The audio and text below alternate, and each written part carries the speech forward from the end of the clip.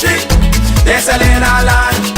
They're selling our archipelago of sea and sand.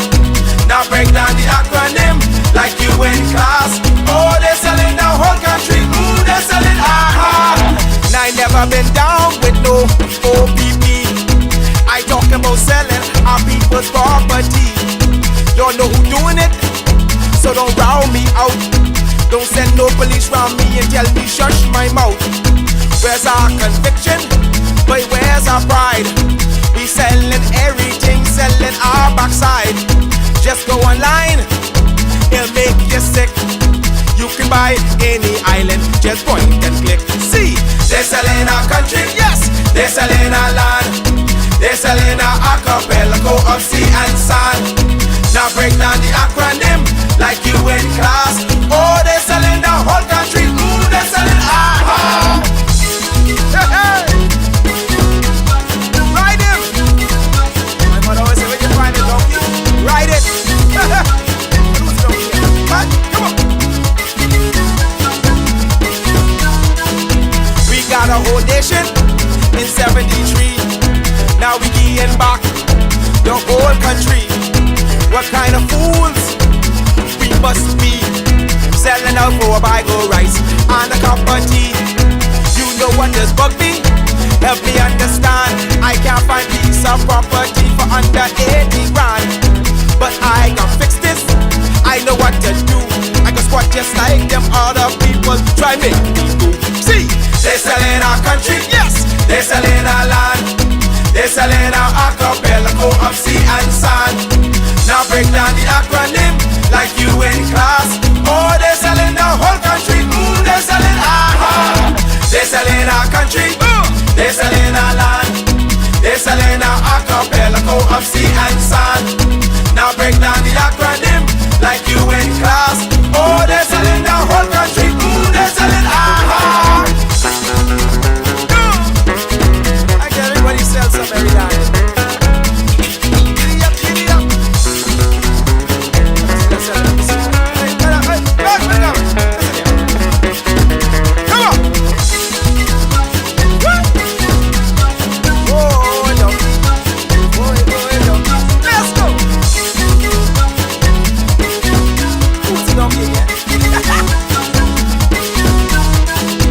They're selling one island, they won't keep.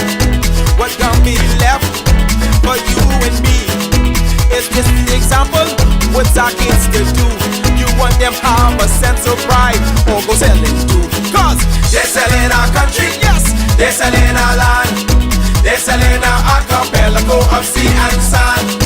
Now break down the acronym like you in class. Oh, they're selling the whole country. Ooh, they're selling aha. They're selling our country, yes, they're selling our land. They're selling our archipelago of sea and sand. Now break down the acronym like you in class. Oh, they're selling our whole country. Ooh, they're selling aha. They're selling our country, yes man. They're selling our land. They're selling our archipelago of sea and sand. Now break down the acronym like you in class. Oh, they're selling our whole country. Ooh, they're selling aha. They're selling our country, yes, yes. They're selling our land. They're selling our archipelago of sea and sand.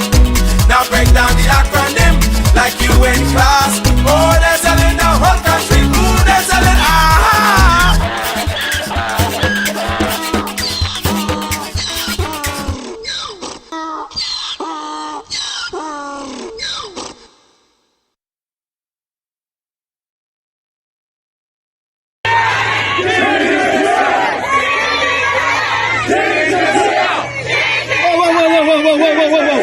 Whoa, girls, we outdoing it.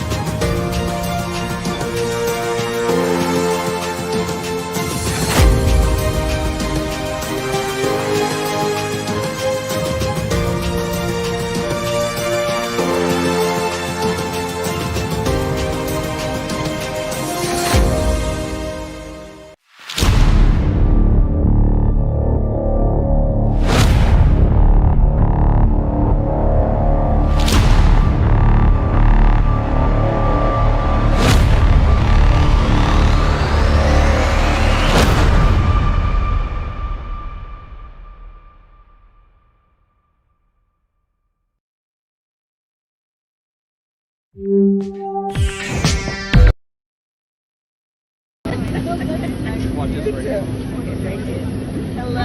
how are you? It's good to be with you. Thank you for the warm welcome. Literally, right? Literally a warm welcome. Hello. Fighting Belgium as you guys to the Bahamas. How you doing? Fine, thank you. All right. We're here to support you, you know that, right?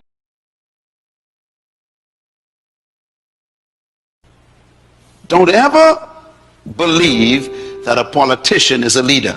Don't ever believe that. Because the system that we have produces politicians. It doesn't produce leaders. And so you can have a politician who knows nothing about leadership and he's leading you. Politicians are concerned about the next election. That's all they're interested in. That's why they cannot be leaders. But leaders are different. Leaders are concerned about the next generation. I want you to compare those two thoughts the next time you have a politician come to your house wanting to vie for your vote. Just ask him, what is your vision for my children? I will sit and listen for 20 minutes for you to tell me what it is. He will leave your house because he has no interest in your children's children. His concern is to stay in power, to keep the position, to win the next election. This is why they cannot lead.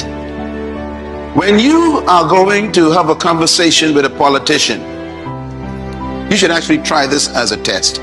You, by the way, as a citizen of a community, you have a right to be seen by the mayor. Hope you know that. If you voted for a mayor, the mayor works for you. Therefore, you have a right to see him. You can make an appointment to see any public officer you voted for. Did you know that? That's your legal right. If he don't want to see you, you can take him to court. That's democracy. So I want you to make an appointment to go and see your mayor or go and see your governor and just sit and say, I want 30 minutes with you, sir. And ask him about that list right there. Sir, what is your purpose for being in leadership in this city? What is your purpose? The first question will make him very nervous. Second question, what is your passion for our community? He'll be wondering what you're talking about. What are you talking about?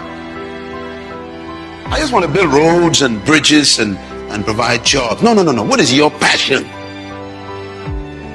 And this is why we need to question the leaders we have. And so I have a little thought here. I call it politics versus leadership. Let's talk about it for a second. Number one, politicians focus on programs, not vision.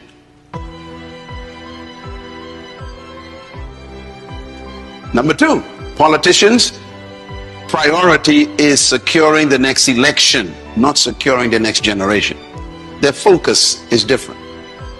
Number three, politicians are preoccupied with promises, not purpose. What we need is statesmen. Stateswomen. We don't need more politicians. A statesman is an interesting human. A statesman thinks of the next generation. Data live forever.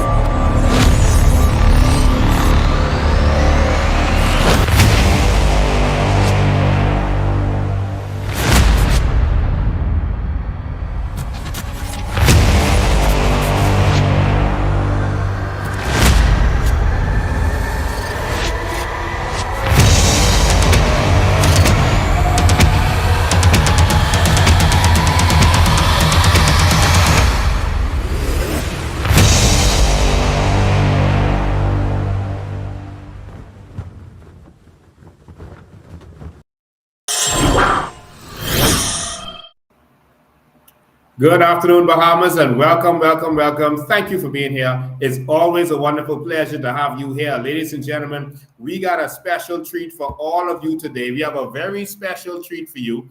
We are going to be having a conversation with a woman, a very special lady who has decided to step forward and be the change that we need to see in this country. And so we're going to be having that conversation. But in the meantime, I just want to encourage all of you to share the live. Of course, most people don't get our notifications.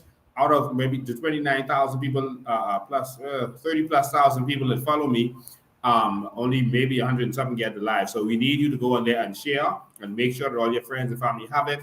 I can't share the live today because I'm using that device. All right, so please share the live.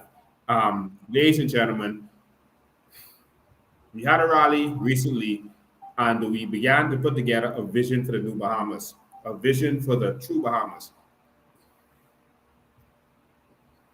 a Bahamas you can believe in. Because honestly and truly, this one isn't working out for Bahamians. It's working out for everybody else, but it's not working out for us. All right, and so we want to make a change. Before we get started, we just got some housekeeping, a little bit of housekeeping. Just wanted to make a couple of announcements and then we're going to get started. Today, I'm talking to Ms. Veronica McIver, Dr. Veronica McIver. We're going to talk a little bit about who she is, where she came from, why is she here? Of all Bahamians, why did she decide to step forward? 400,000 Bahamians, men, women, and children.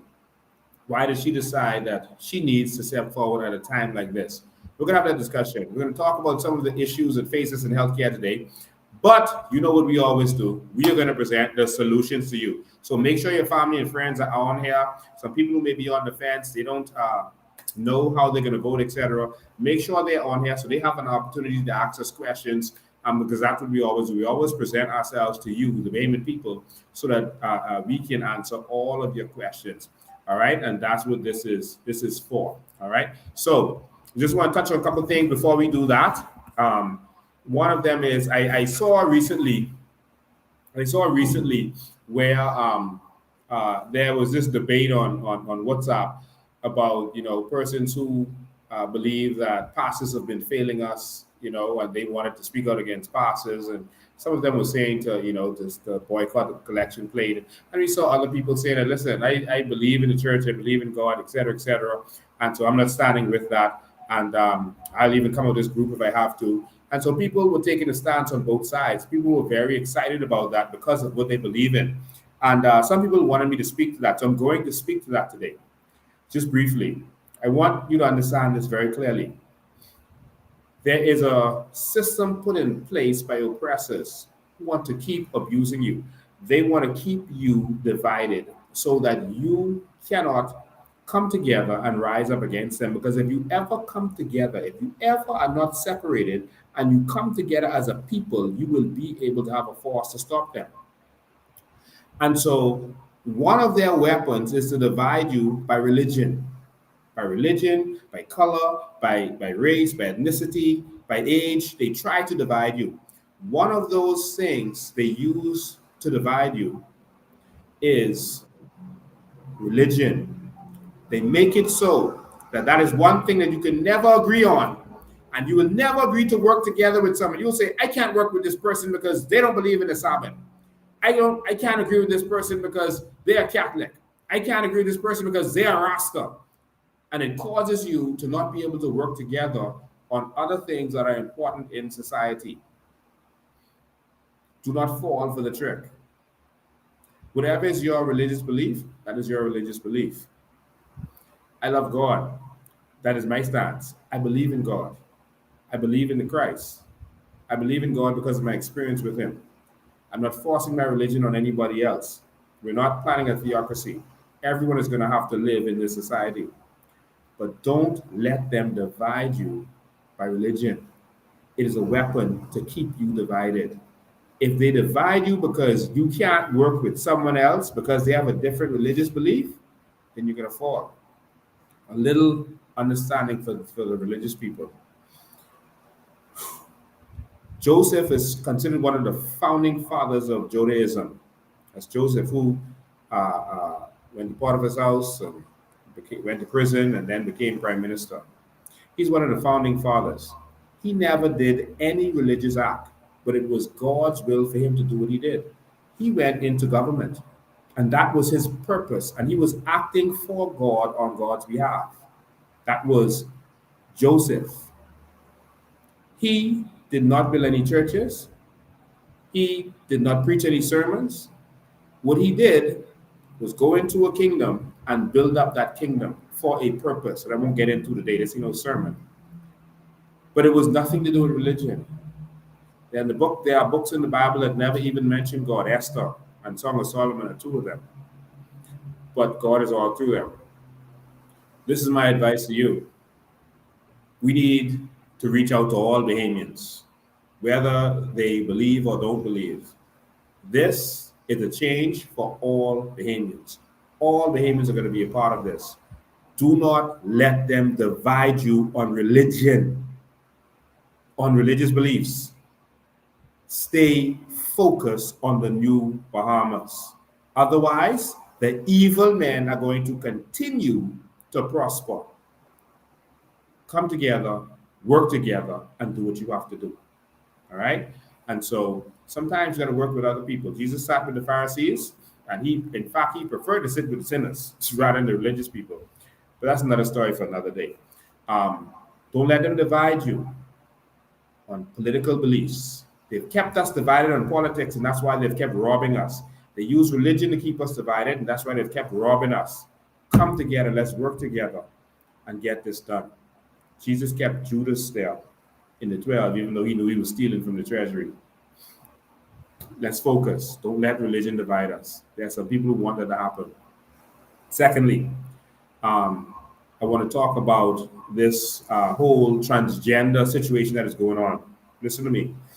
Many years ago, Facebook just reminded me also, there was this transgender that popped up called Tori, and I brought them on my show, and I gave them the 1-2. And I gave them my stance on it, and it was all over the country. Everyone was talking about it because I believe in my stance. I've stood up against Fred Mitchell and his agenda. You know, there will be no transgender or homosexual agenda in our schools. You can believe what you want to believe. That's on you. But you're not going to affect children, and you're not going to put your belief on anyone else. It's simple as that. You're going to respect what we believe in our country. Now, it's a free country. You can do what you want to do in the privacy of your home, but don't try to force your beliefs on the rest of us. It's simple as that. Don't try to force it on us. You have your freedom, but make sure your freedom, when my child goes to class, I don't want your freedom in any strange books being taught to my child. It's simple as that. Now, with that said, I would always be against this agenda that's being pushed out there, and it always seems to come out when the PLP is in power. Watch very carefully. This agenda always comes around when they're in power. Now, with that said, I don't want us to be distracted. Let me tell you what is really happening. Whenever the government is failing, the government is having blunders, some embarrassment by the government, they find some topics to put out there to get you talking about something else, to get you riled up about something else. That is political science 101. They keep tricking you with this. Normally in our nation, the failures of the government or what's really going on, they talk about legalizing marital rape, for example, illegal immigration, but this government doesn't want to touch that. They want to not talk about that, so they're not dealing with that right now. And homosexuality. Those are things they distract you with. Ladies and gentlemen, do not let them distract you by talking about homosexuality while they're stealing your sovereign wealth fund, while they are raping and robbing this country. It is a distraction. I'm not saying that we should allow this thing in our nation. No, just put a government in place that you know is not going to allow that. It's simple as that. They are trying to distract you with a different conversation. I'm going to elaborate. They're trying to distract you. All right. Have you noticed that no one is talking about the member of parliament who's accused of rape anymore?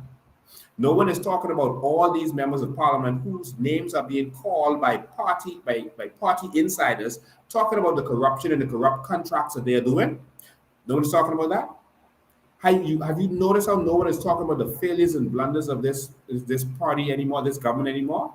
Have you noticed? They are distracting you with this conversation about these homosexuals. All right? That's what they're doing. Now, I'm not saying that we must allow them. It will not happen. What I'm saying is a distraction. And they always use the same typical people to distract you with these people. The political sellouts, the political prostitutes.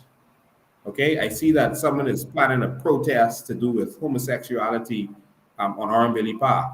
Listen to me. Some of my people call me. I will not be there. Because what bothers me is that these same people who call themselves politicians or want to be political leaders, they had nothing to say.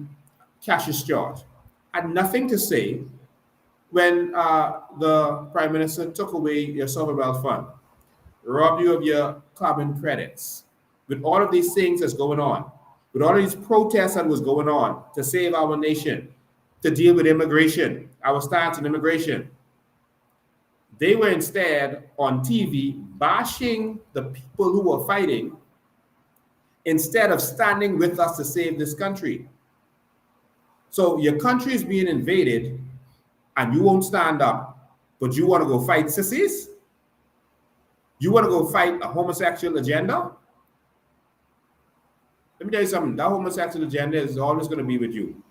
Our country is being invaded. We will not have a country soon to defend from a homosexual agenda. Our country is being given away to legal and illegal immigrants. So I stand against that homosexual agenda, but I ain't going to be there. I am going to be fighting to organize and put this army together to put a government in place that's not going to allow it. It's simple as that. It's simple as that. Cassius Stewart is the person who was, I'll call it hired, technically, by Brave Davis, him and Adrian Francis. By Brave Davis, there was a meeting with Francis, Brave Davis, Shane Gibson on a boat. Remember, I told you that when it happened. And they were hired to form a different party, another party, call it the coalition, try to cause disruption with the coalition, but form a different party and mimic us to confuse people. All right, these are political prostitutes. And so now they're trying to use this agenda to gain some kind of traction or momentum.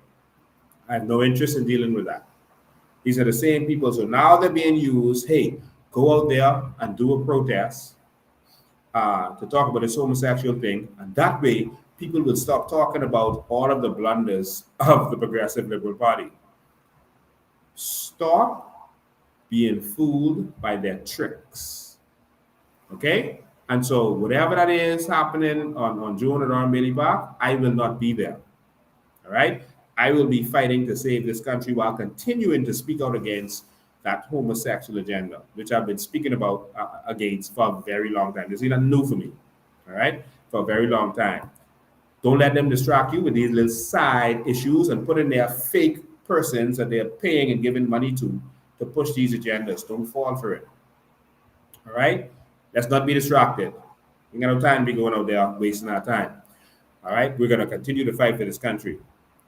Next thing I wanted to cover before we get started with our conversation, there's a video going around with Maria Daxon and a couple other people. You know, she had some bodyguards with her. And they were, walking around in the straw market trying to, see what's going on in the straw market. And I admire that.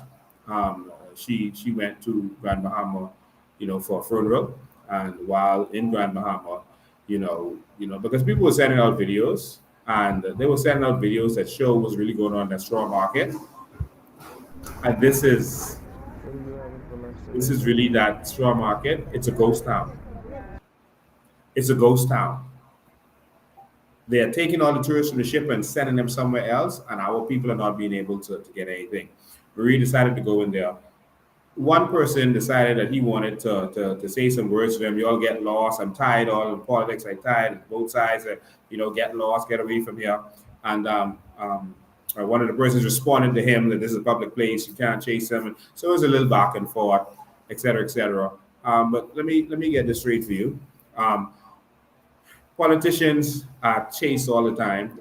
Politicians are heckled all the time. One person having something to say does not represent Lukaya. It does not represent the straw market. It was a heckler. All right. And that person is fed up, like most of us, and they're tired of politics and politicians. And some people feel that we are going to be the same as everybody else. So they're tired. And so I don't blame persons who feel that way. I don't. Because I felt that way. I know exactly how he feels. So I understand to a certain extent. Maybe he didn't have to say it exactly how he said it, and maybe the response didn't have to be exactly the way it was, but it happens. Politicians go through this all the time. Perry's been through it, Brave has been heckled. Politicians get run out of people's yard. When they come to their yard, what I would say to all of our supporters who are going out there, listen, when you go somewhere and you go to someone and they're not interested in hearing from you, you, in a pleasant way, tell them to have a nice day, and you keep moving on. All right? It's simple as that. You will not win everyone. You will not. There are some people who are just so hurt, so broken, so traumatized by this system. We have to get in to prove ourselves to them. Once we get in and we prove ourselves, then those persons will say, oh, wow, I should have supported them. Next time I will. And so us getting in will be dress rehearsal for the next time. All right. So make sure when you're going out there and you're dealing with the general public, you deal with them in the most graceful way as you can, because you are one of them. You feel just the way they feel. It's just that your eyes are open and you decided that you're going to do something about it. But many people are leaving the country. That's their reaction to the system. And many are just so fed up that they don't want to vote. You saw what happened last time. They just don't want to see no politicians coming around with cameras and talking to them. All right, as simple as that. All right, so these things are going to happen.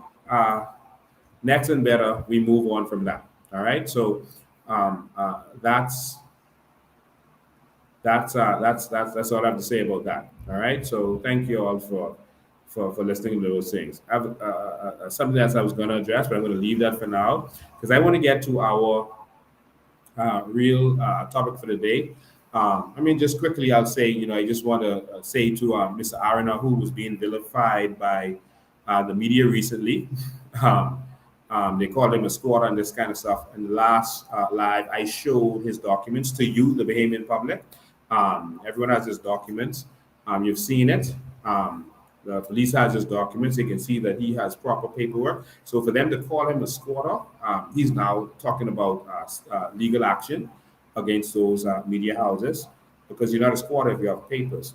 But the bad part about that is he was experiencing what a lot of Bahamians are experiencing. That's the victimization from corrupt police officers. And so whenever there's two people with a land dispute, the police don't deal with that. If two people show they have an interest isn't only papers. All right? An interest can be you have titles or papers, but your interest could be that you've been there for 12 years or more. Your interest could be some other reason that you are there and present. And so once two people have an interest in a property, the police cannot get involved. It must go to the Supreme Court. The magistrate court cannot even get involved in a land matter. So the fact that the police came and were asking him, and this is after he went papers, pulled out this foreigner who's trying to take his land, totally ruled him out and said, listen, go to court. He's in possession and he has papers. If you want to move him, go to court.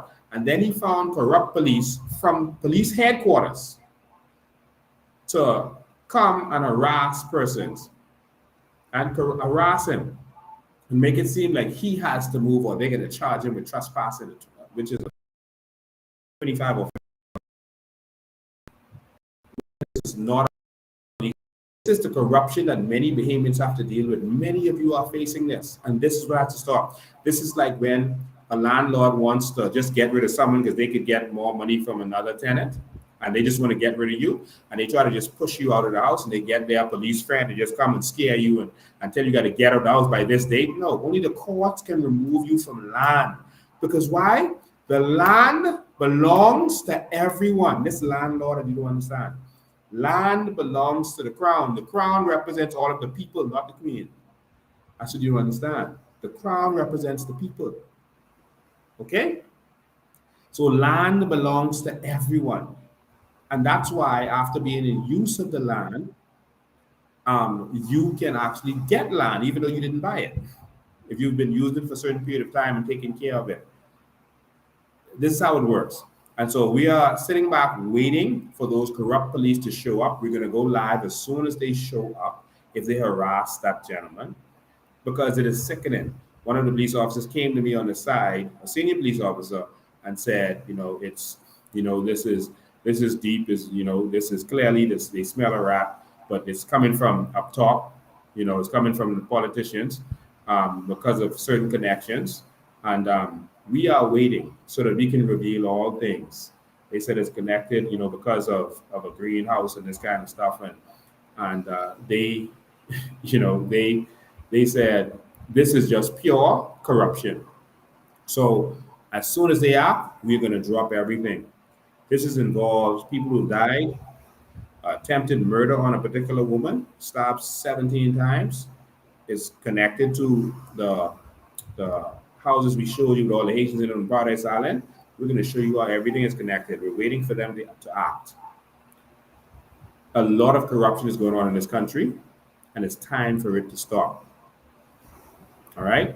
And so we were shocked. I had conversations with, after I went the last live, with several senior attorneys, and they were like, no, man, the police couldn't have come to harass you all on a land matter. It's like, yep, they're harassing him. He showed the title. They had the title. In fact, one of the senior police in the station, ran out the police from headquarters saying, what the hell are you doing? He has papers. If that person has papers, tell them to go to court. This is not a police matter. But you could clearly see that someone was paid off. We're going to expose everything to you. So just stay tuned for that. We're waiting for their next move. So with that said, I think I covered everything I want to cover for the day. All of our preliminaries. But ladies and gentlemen, we're going to have for the rest of this a conversation about something that has been devastating us in this country. Ladies and gentlemen, people are dying in the hospitals who don't have to. It's not really making the news, but people are dying and suffering in our hospital. People are going in there with one simple issue and leaving dead. I just had a conversation with a woman whose husband had recently, she said, I can't come to the rally because my husband just died. He just went in the hospital for a simple situation. He just died. He died in my arms in the bathroom. We have a shortage of staff. We have a shortage of beds, shortage of medication, shortage of hospitals. We have a shortage of everything. Our healthcare in crisis. And so we're going to have this conversation with you today, and we hope that you are ready for this. We won't be able to take your calls. We'll take some of your questions by text today. We can't take your calls today. We will take your questions by text, and you'll be able to talk to a woman that I respect very, very highly. A woman I respect very highly. And so, ladies and gentlemen, we need change. And the only way we're going to get that change is if we all do exactly what she did. Come forward and contribute in our very own way to getting this done. So, ladies and gentlemen, a quick commercial break, and I will introduce to you the lady of the hour, Dr. Veronica McIver. Yeah. Come down, DJ, and do your thing. Prophet in the house. Hey. Yeah, Prophet on the scene. Yeah. Hey. This is going out to all beings all around this world. Hey. Whoa. Let my people go. This is going out to all beings all around this world. Hey. I want the PLP to let my people go. Whoa, I'm just sitting down right here, waiting on that old bell to ring. I'm just down right here, waiting on that old bell to ring. PLP go ring the bell. Watch the PLP go to L. Brave go and ring the bell. Watch the PLP go to L. Yo, 50 years and nothing not changed. The people living in poverty. And every day murder in this country. And PLP them not do a thing. Them give the foreigners everything. Them only taking over our damn land and country. Look what them do to Miss Curry and take over her land and things. And Brave Davis him not do a thing. Him let the immigrants take over everything. I don't have fish fry man, them own everything.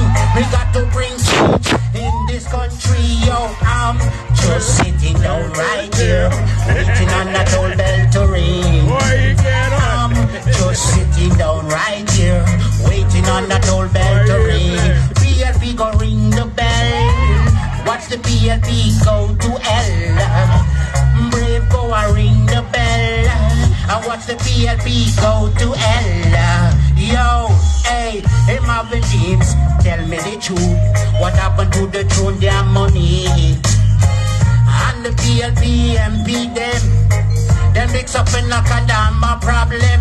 And some of them hitch up in the courthouse again for raping people, children. Yo, I'm just sitting down right here, waiting on the whole bell to ring. I'm just sitting down right here, waiting on the old bell to ring. Brave go a ring the bell. Watch the PLP go to L. Go and ring the bell. Watch the PLP go to L.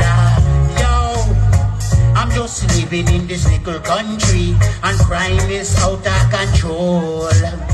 Every night you hear another one die. Lord, I got me up because Jesus Christ. Me want the people in this country. I'm giving my vote to Lincoln Bay. Yo, I'm just sitting down right here, waiting on the old bell to ring. I'm just sitting down right here, waiting on the old bell.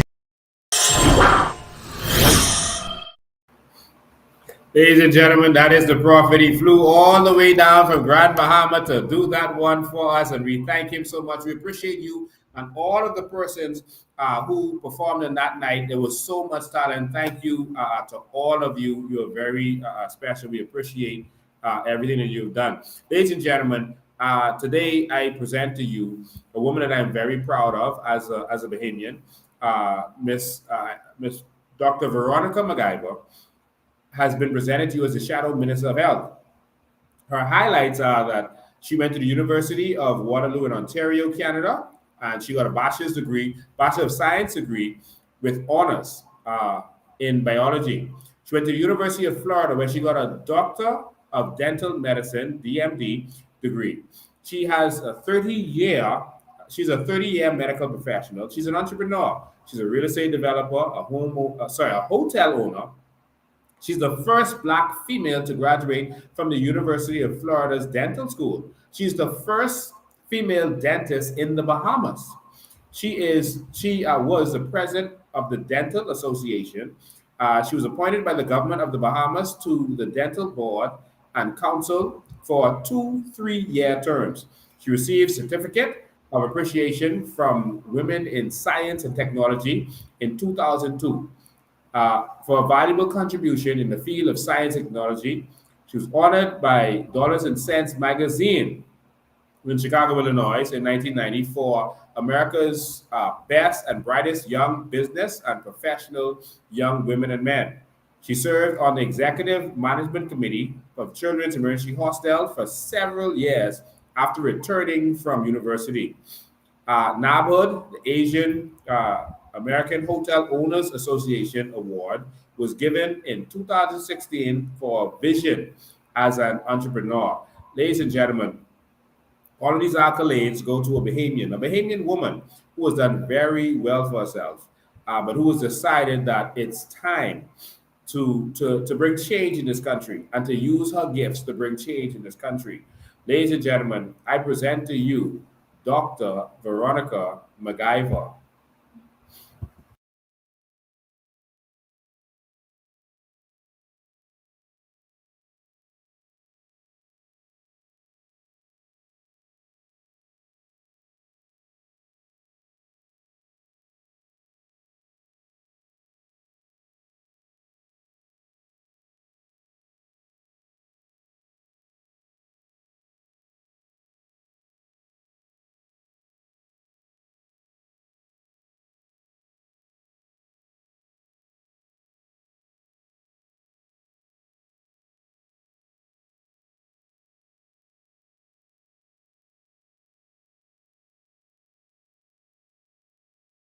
And that's why I am here today speaking with you on this live.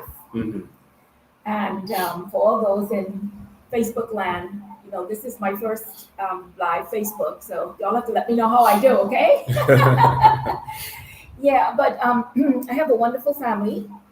I have two beautiful children, a son and a daughter, both in the medical field, and I have two wonderful grandchildren. So Awesome. for me, family is important. Mhm. But I'm here today as someone who is interested in making this country a better place, and that's why I'm here sitting next to you. I never thought I would be here because many times when people say, "Are you getting involved in politics?" I said, "No, no, no, no, no. That's not my forte. I'm not going to get involved." Mhm. But as time went on, I realized that it seemed like every time I run, Mhm. it seemed like God is pulling me back in slowly. And so I'm beginning to believe that this is a God move, Mhm. and I am going to have faith and just trust in God. Mhm. And so that's what I am doing. So you believe in God? Yes, I do. Yes, I do. Most definitely. And speaking about, Because you're a scientist, and yes, some scientists they don't. They have a problem believing in God. no, I believe in God because how the earth started, it had to be a super being created to create that. Mhm. And so I do believe in God. I'm very spiritual. And so, yeah. And so I believe that this is the time for our country is on the precipice. I sense a shifting, Mhm. a shifting that's about to take place. And I hope that I am able to witness that Mhm. in my lifetime. And if I can make a positive change for my fellow Bahamians, I'm going to do it. I was running and running and running, but I guess the time has come now where the ropes are being pulled in and I can't run anymore. Wow. And so I just have to face the So music. how did you get attracted to this particular movement? Were you interested in watching what was going on in the country? How did you get here? Well, actually, my daughter, she's a physician in the United States. She saw a documentary about the Iran Act. And she sent it to me and she said, "Mom, look at this. This is interesting." And I spent the time and I looked at it and I thought the documentary was well done, well put together. And then I realized that a gentleman by the name of Lincoln Bain was behind this. And so I told her, I said, "Now, any other documentaries he does, you must send it to me," because I wasn't really, tech savvy, Facebook and all that. So she started sending me more literature. And then as time went on, I remember you saying that you want us, those who believe in what you believe, to come out and protest or march Mhm. in support of what your belief was. And I got dressed. I called a couple of my friends, they couldn't come, and I went over there by myself. So, and that's not like me. Mhm. For me, I've never marched for a cause in my life. I've always Wow. read about things. Mhm. I may contribute intellectually with my friends Mhm. about issues, but when it came to this particular matter, I actually put on my clothes and I went downtown and I actually started marching. And I said, Wow. I knew that this was something different. Mhm. This was something different. Mhm. And so that's why I am here. Wow. Your doctor is a professional. You're a professional. Yes. Because there's some people that feel that the supporters of COI are rebel rousers, etc. But what I've been noticing is that the majority of our supporters has been middle class persons, professional persons who really see the light. Educated people that when they see facts, when they see the truth, when they see numbers, it clicks immediately. And so we've noticed that has been a lot of our following initially. And now everyone is really coming on board because it just makes sense. And so I guess that's the same way that you got here. Yes. Listen, I'm a person, I like to look at the facts. Like I said, what got me really, really interested was because many years ago, I remember listening to the news, the Honorable Hubert Ingram and Perry Christie. Mhm. They were confronted a number of times about our natural resources. Mhm. And I always used to see them, they were a bit evasive, and I never really got the full answer. And back in those days, there were other people in the community who were trying to bring this message forth. And I couldn't understand why they wouldn't address it. And so for me, I did more research, and then I started looking at natural resources from other countries. And I saw what happened to their country when their governments got involved in natural resources. So I'm saying if they can do it, why can't we? Because in life, I've always been taught to have very high standards, high goals. And if that's the goal of our country, then that's what we need to do. So that's. Wow, nice. So that brought us here. You decided to become an activist. You decided to follow what was going on, and it seemed like you were inspired to move towards politics. Why? Like I said, for me, in the beginning, I wanted to support the movement. Okay, and then as time went on, I realized that, you know what? In order to change this country, I can't stay on the sidelines anymore. I have to effect policies. And the only way I can effect policies is for me to get involved in government. And I said, wow, I probably have to get in cabinet or something, because that's the only way you can do it. Just standing on the sidelines, you can protest all you want.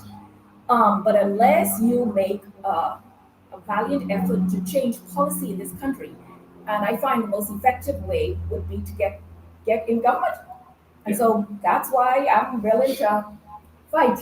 I agree with you 100%. So, all right, let's talk about healthcare now, because you're the shadow minister of healthcare. You're enormously qualified for that. I mean, beyond measure. And so we want to bring change. We want to do something different in terms of healthcare. We want to transform healthcare. First, let's talk about some of the problems, and then we're going to talk about solutions. What are some of the problems that you're hearing that's going on in healthcare in the country now? Let's have that discussion. Okay, let's talk about the public health care. I don't want to necessarily discuss private health care. In my inaugural speech as the Shadow Minister of Health, one of the first things that came out of my mouth was that our healthcare system is in crisis. Now, I don't want to alarm anybody, and I'm a person, I will tell you now, that I am not going to bash our hospitals.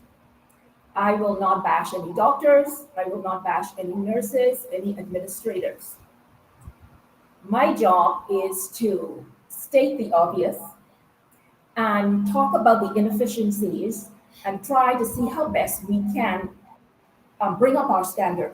You know, we want our standard to be, our goal is to be like America. I know we're third world, America's first world, and I know that this is my opinion, their standard in the hospital is definitely higher than our standard. Okay, that's a fact. Even though the doctors would have studied in the United States, yes, intellectually, scientifically, they are good doctors, don't get me wrong, but it's just that a lot of the inefficiencies come from our equipment.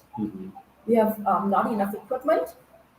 We have a shortage of beds in the hospital, and that's creating a major problem. Sometimes, not all the time, there is a shortage of medicine, and of course, there is a shortage of staff. So when you put all of those things together, let me add, deteriorating infrastructure. When you put all those things together, it does become a plague on our system. And people are starting to complain. And the reason why I say that is because I know about 2 years ago, I saw a video and I felt so bad. There were some patients, they were sitting somewhere in a wheelchair, some were sitting in a chair, and they were waiting, I guess, to be served. I don't know all the intricate details. And the rain came down, and here it was, somebody filmed the patients getting wet in the rain while they wait. That just about break my heart. That took a lot out of me to see something like that. And then we hear about, like, when people go to the hospital, they have to be in the hallway for a while in their beds. Yeah, that's not a very pleasant thing.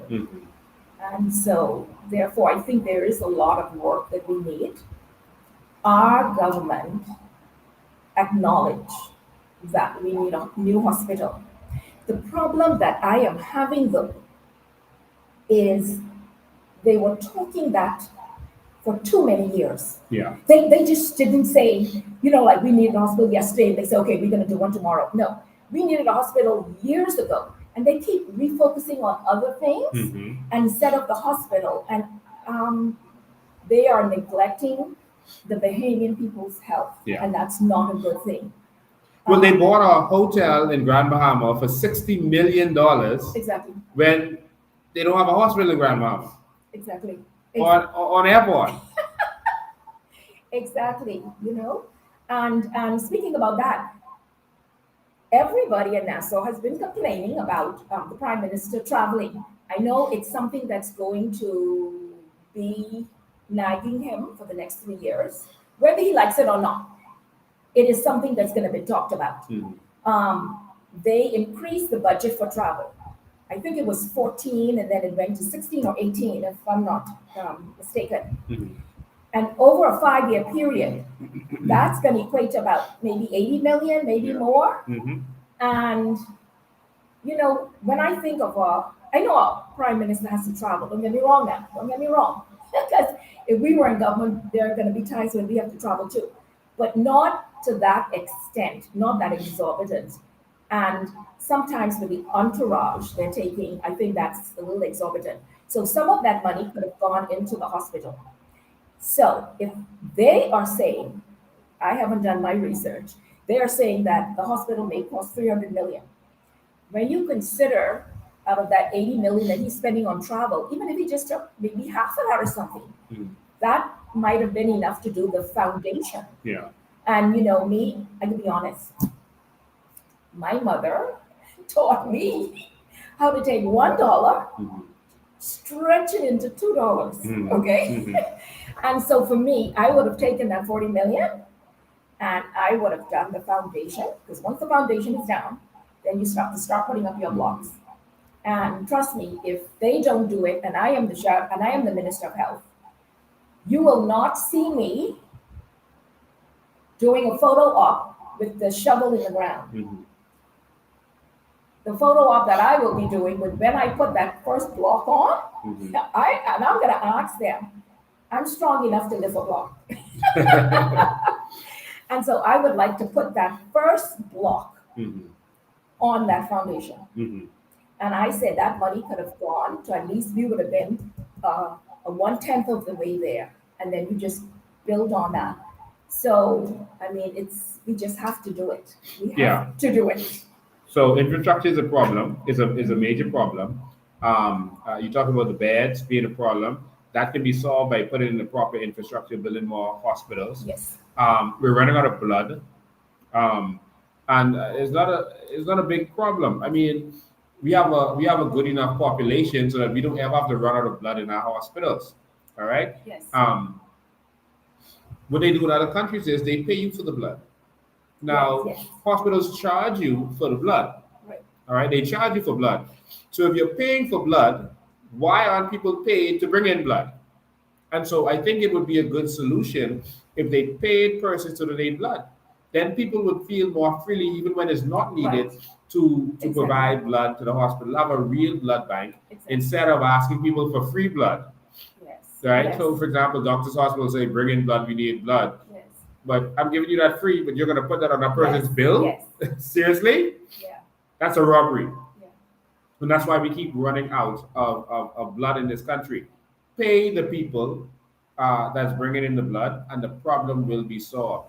This lives you're talking about. All right? That is a very important way to save lives. This is critical.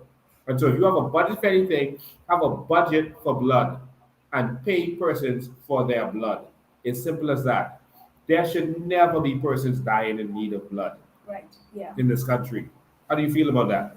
Well, I agree with you. I feel as if the blood bank should always be up to date and have a lot of stored blood there.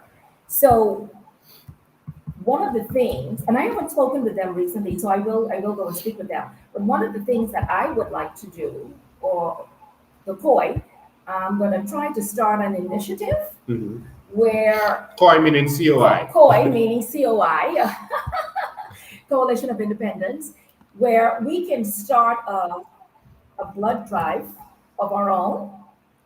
And I agree with you. I find that sometimes you have to motivate people to give blood. And so our blood drive, we will try to be able to give something to motivate people to come in, whether it's a phone card, whatever it is, or whether it's a $20, $30 bill or whatever, we will do that in order to get the blood bank stored. We've heard in the news a lot about blood drives and patients complaining. One lady, she was on Facebook about last week, and she complained about having her little niece in the hospital. She's only 4. And she had some of her friends go to give blood. Her name is Catalea, I believe. I'm not sure if I'm pronouncing it right. It's a sweet little girl. It. Yes. And when her friends went, the hospital said, no, you could not give blood because you didn't bring a mask. Now, again, I am not going to bash the hospital because I wasn't there and I don't know what their policy is. But I must say that if we, the Coalition of Independence, is going to be instituting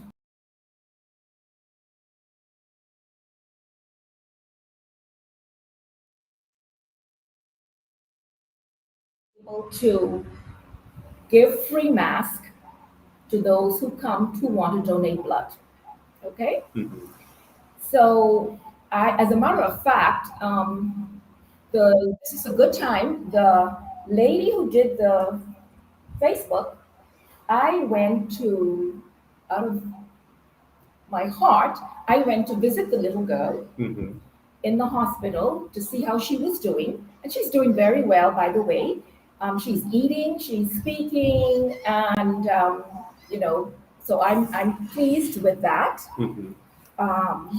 So she wanted for us to also, while I'm here, she asked me if I would make a pledge to the Bahamian people if they can please donate, come and donate more blood in honor of her niece. And also there is a bank account for the mother of the child.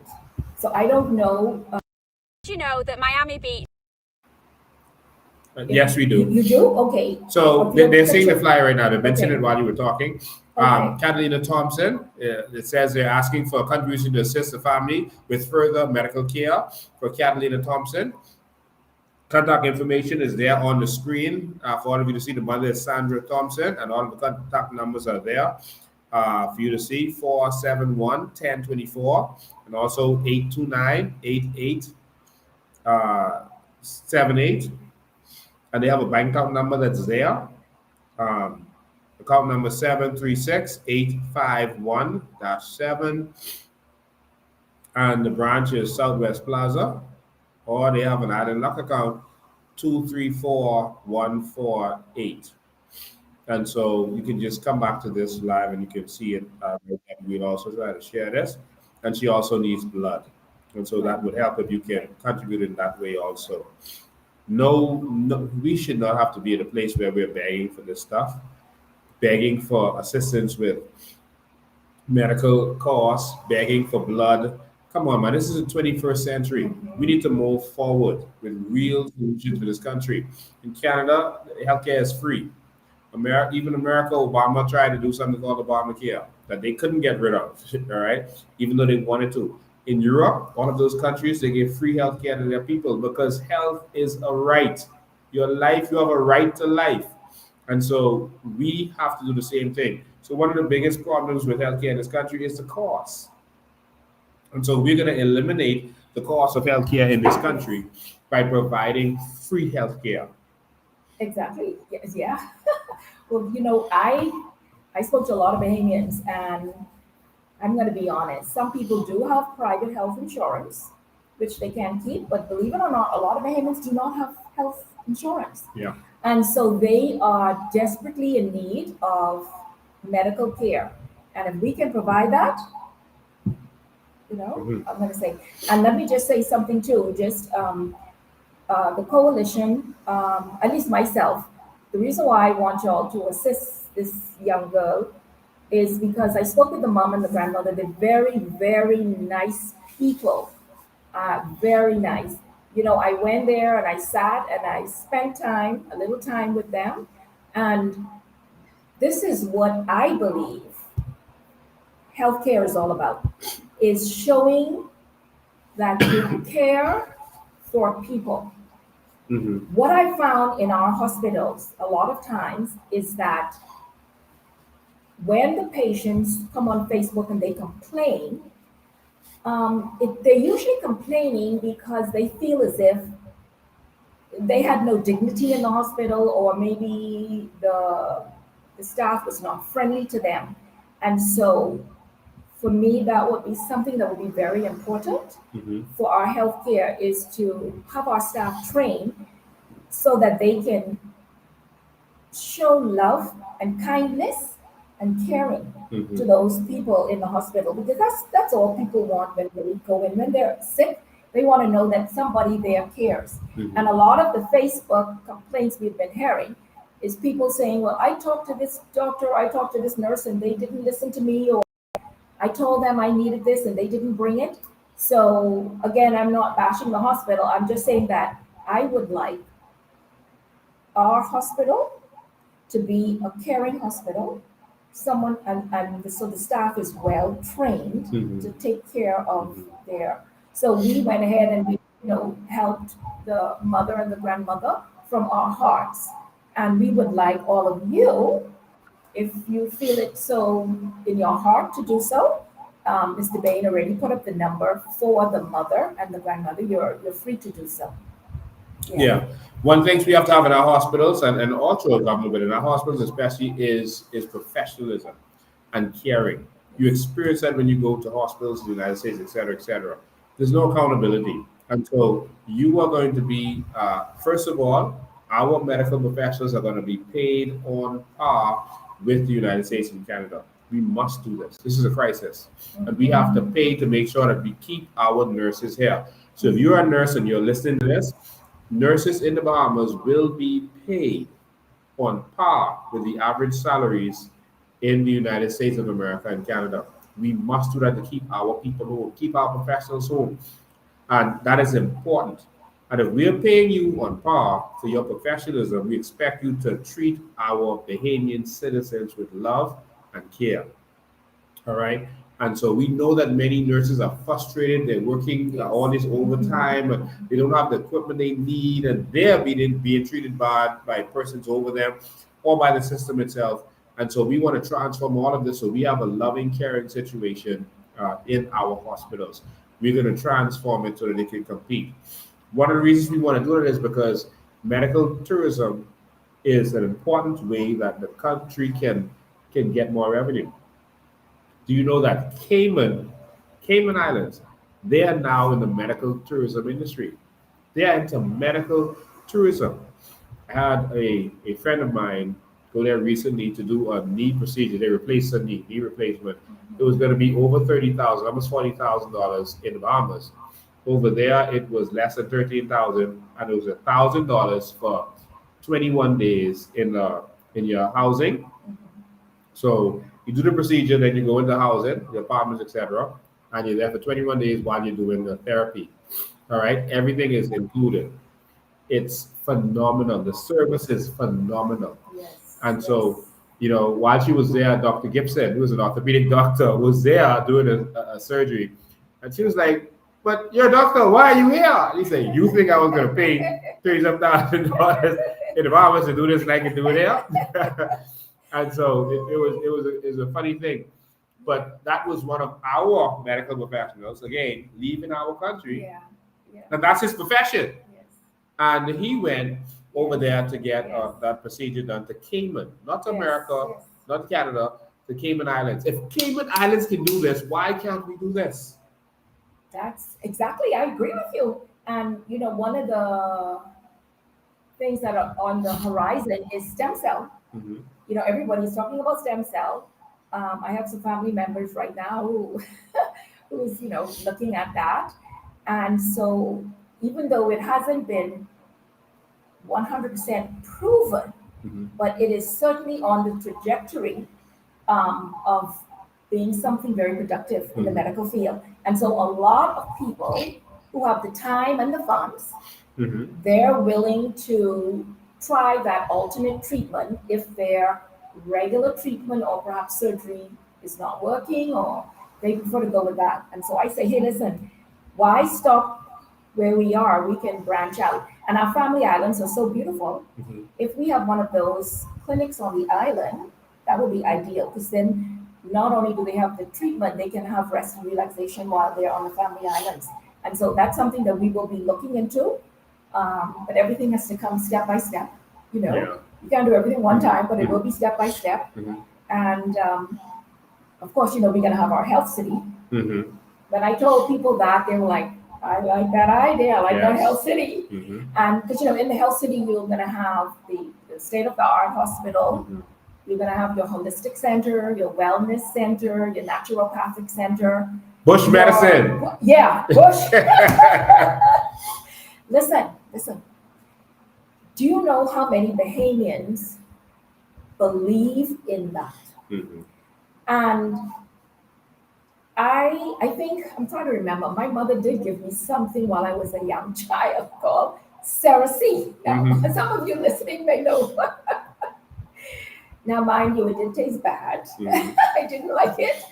But with time, we as a citizenry, we can actually produce some of this bush medicine ourselves and market it to the world. Mhm. However, I would love to see a research team here at the COB that does research into some of the leaves, because we all know that medicine really comes from the earth and the leaves anyway. Mhm.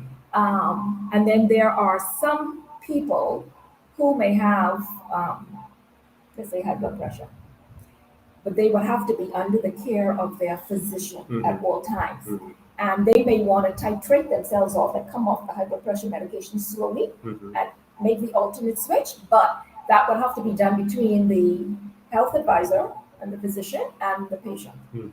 So I could see bush medicine working in an alternate, holistic, naturopathic center while we are working on your wellness and your exercise. And oh, by the way, I don't know if I told you this, but let me say it now. You know what I have a vision for? Of having exercise on some of the parks, not all. Let's say we pick east, west, north, and south. And trust me, I'll come out there and exercise with everybody. The reason why I want to do that is, one, it'll be free. Mhm. And two, I'm thinking of the women, the mothers. Mhm. There are many mothers out there who have children. They're in primary school, high school.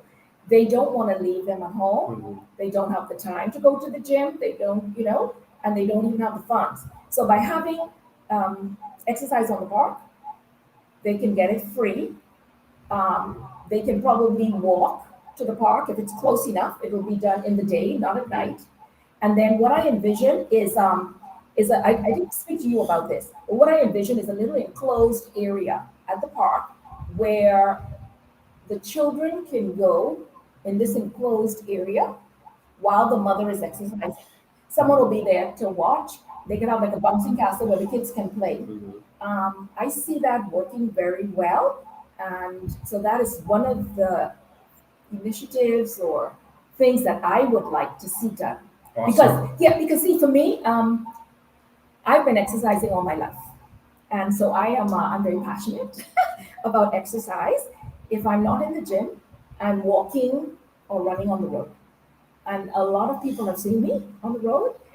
And so right now I'm in the gym and I'm doing Pilates. Some people do yoga, um, weight training. But in the park, you can do, different types of training in the park and stretching and everything. And that is what I think our people need, especially the mothers, because they go to work, they're stressed out, and I can be honest, exercise is the key to reducing some stress.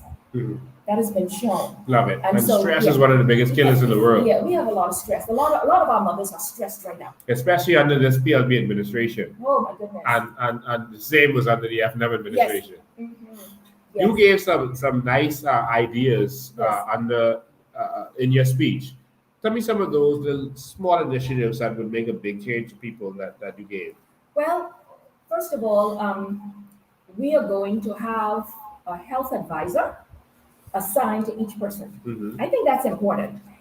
And if the health advisor, so that person can reach the health advisor or the health advisor can call them. And so people need easy access.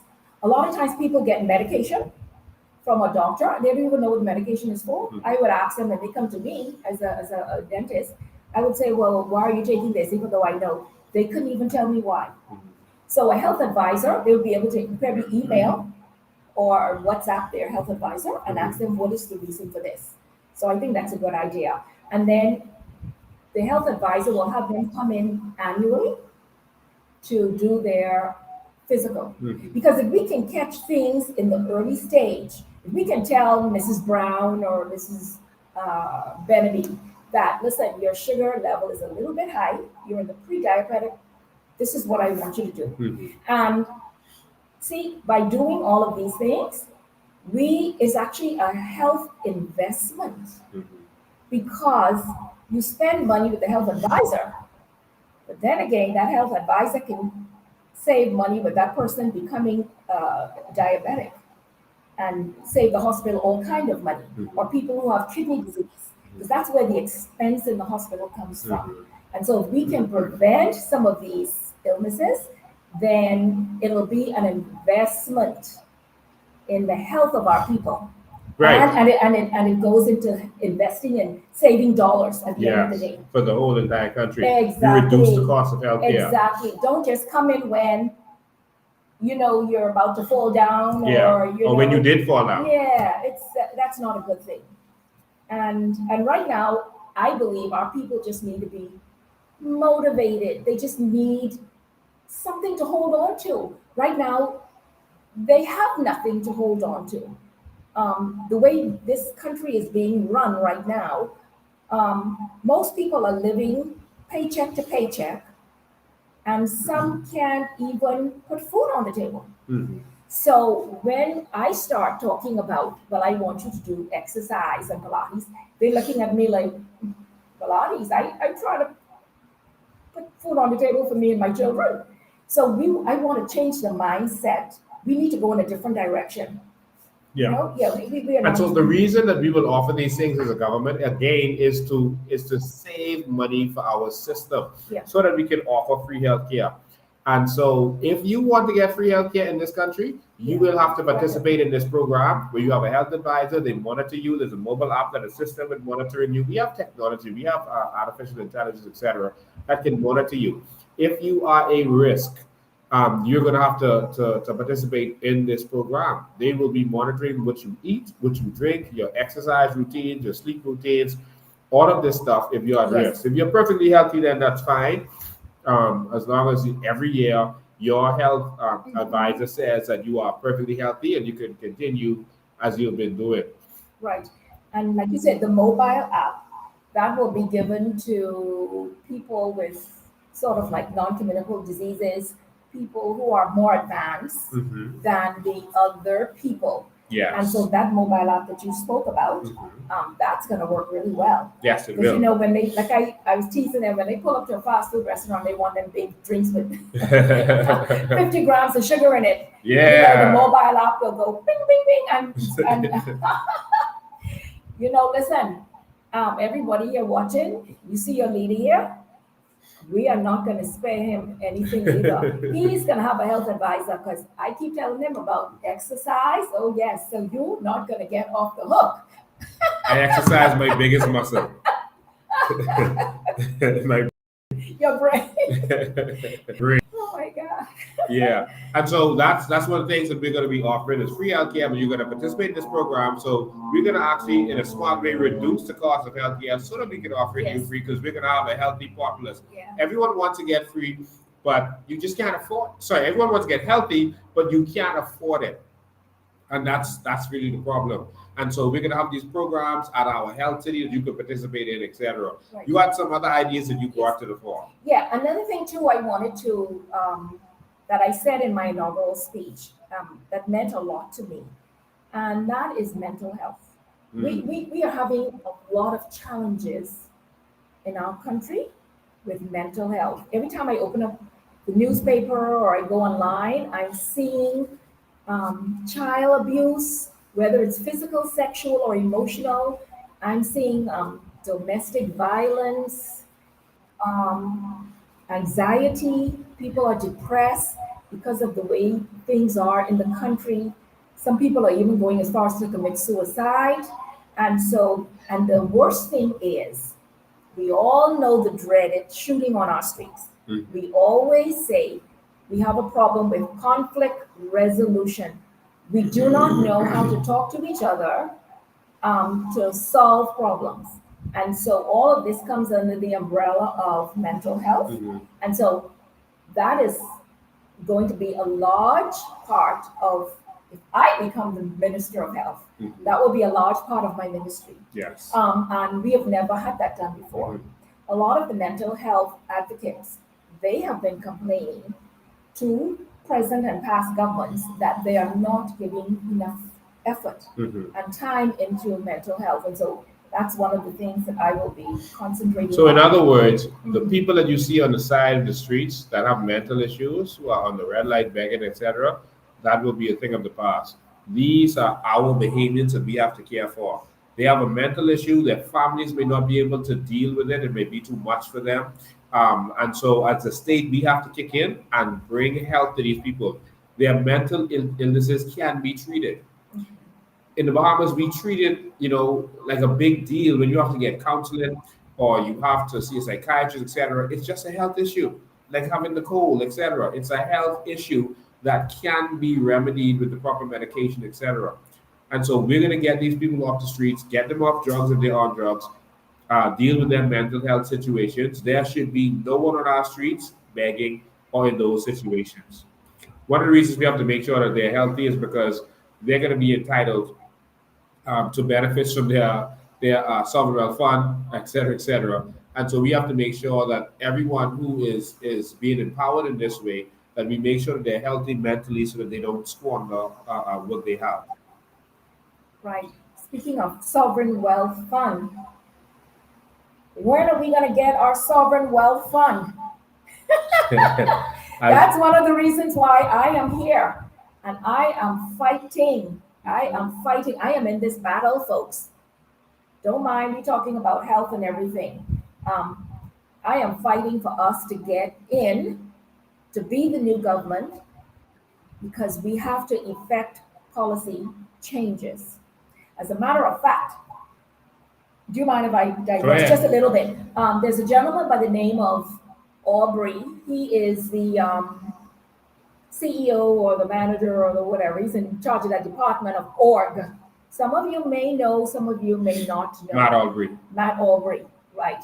And it's always Organization of Responsible Governance. This is a gentleman, he's very, very diplomatic, I do a lot of reading, and every other month or so, he's bringing out an article and telling the government, listen, this is my forte. I'm in charge of responsible governance. You are not doing what you say you are going to do. His job is to push the government towards transparency and accountability. And for some reason, no matter how diplomatic he is, and he tells the government, I do not see a response from the government to this gentleman. Yeah. And perhaps maybe they write him and I don't see those letters, but I don't remember seeing a response from our government to this Aubrey guy. And as a matter of fact, in the line item budget that just went by, Mr. Aubrey was saying to them, listen, you said you're going to have the Freedom of Information Act. If you are going to do that, why is the line item so little? Why is it so small? It's not commensurate with a government that wants to push forward the freedom of information. And there was another line item that he was concerned about. And he said that it just doesn't seem to add up. The budget was so small, which meant to him that there was probably not going to be any movement this budget year in those departments. Wow. And so we end up with the same thing back. For 7 years, we've been talking about accountability, transparency, and just trying to get everything, done with the freedom of information. And it seems like we're going around in a circle. It's been enacted, but it's just not functional. And Perry, Brave, Fibigi, all of them just keep pushing the can down the road. So I don't know how long is it going to take for us to get that. I am hoping that It's going to take the COI coming to government. Okay, thank you. I didn't want to say it. I wanted you to say it. Mhm. I wanted you to say it because this is what I see. And therefore, Bahamians, I am appealing to you. Women, men, grandmothers, grandfathers, please listen to us. Look around you. See what you can see. Listen and hear what you can hear. And let's try to make this shift. I know for me, when I drive around Nassau, I get depressed when I drive in the inner city. And most of us have to pass through the inner city for those who may live near the ocean. Some of us have to pass through the inner city to go and visit some places. And I am appalled with what I see. I see buildings in disrepair, no paint, cracks. And then what is more disturbing is I start moving out into the middle class, what we call middle class, if you want to categorize it. And even those homes are now showing disrepair. And then I know something is amiss. Bahamians are not I feel, in a very good position right now. Yeah. And I think we need to make some changes. And so that's why I am sitting next to you. Wow. Because no matter how many times I run, like I said, that rope, God keep throwing that rope around me and pulling me back in. Wow. And I want to talk about a couple more of those ideas. Okay. You talked about the ambulance outpost. Yeah. Tell us more. Oh, yeah. Yeah, with the ambulance outpost, we all have heard that, okay, you call an ambulance, and they said there's no ambulance available. All of us have been through that. Then you may call an ambulance, and it kind of take kind of long, maybe half an hour, which is a little bit too long. So what we're going to do, one of the low budget items that we can do is immediately as soon as we get into power, is to strategically put ambulance outposts, excuse me, throughout Nassau so that ambulance can reach their destination in minimal time.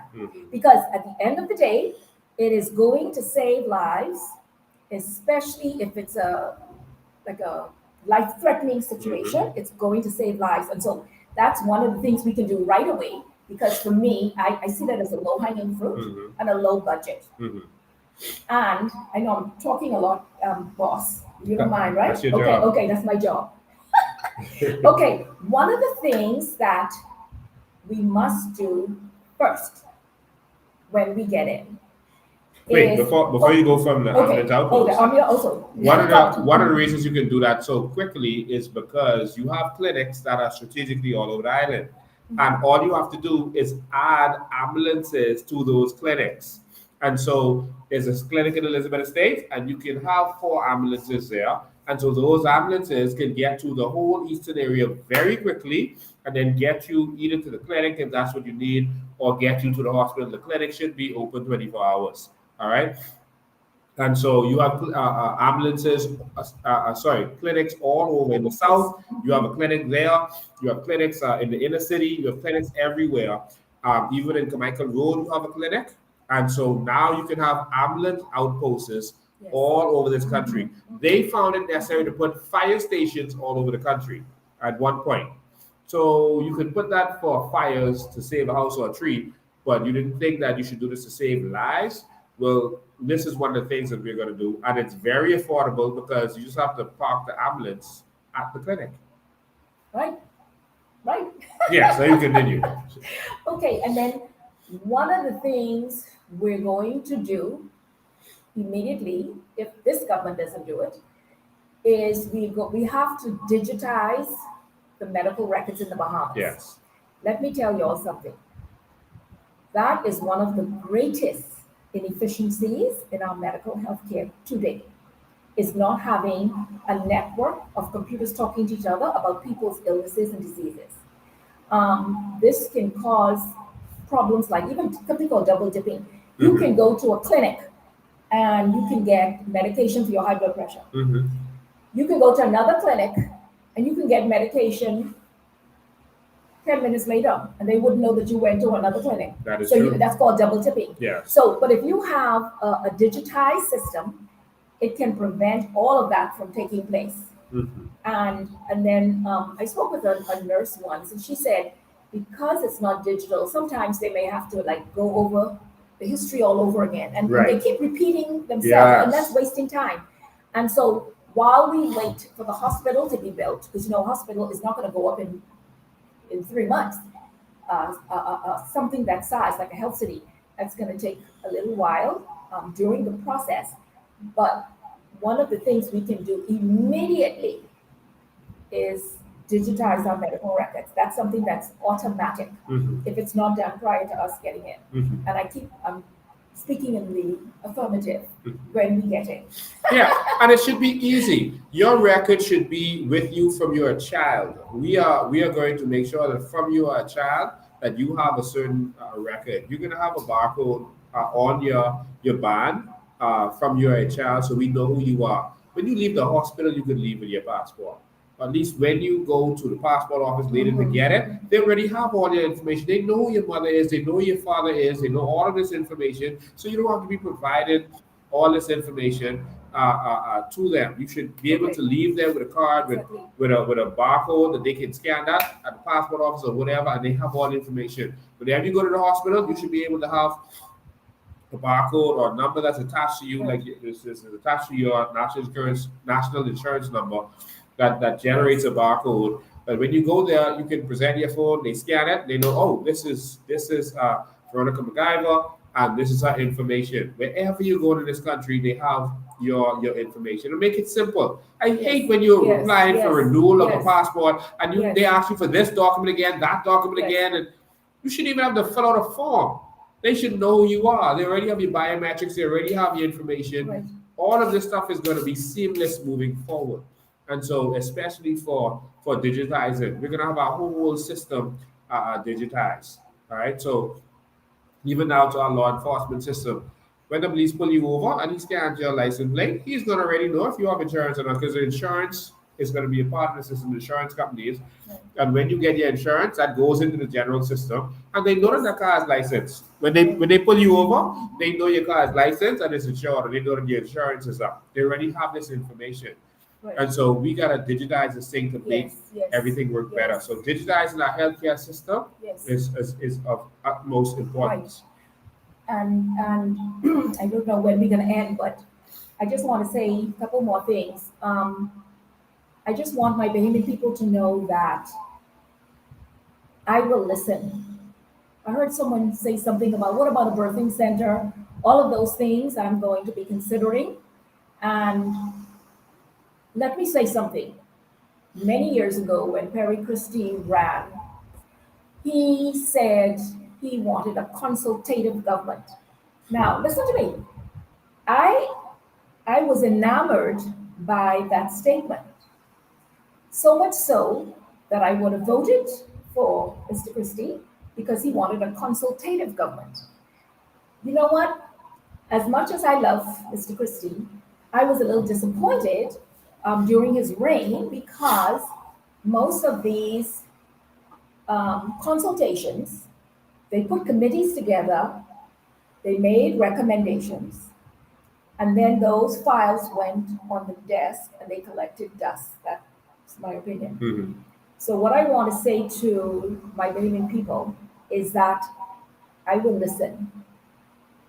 We will have town hall meetings. We will have people, speaking with us.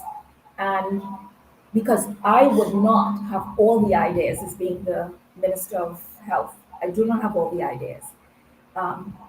The citizenry, when they put their heads together, they come up with brilliant ideas. Mm-hmm. And so that is what and we're going to touch on that on my next live on Tuesday. Yes. We're going to talk about good governance and how the citizenry is going to take over power in this country and how they're going to be able to contribute through technology again. All of us got our cell phones.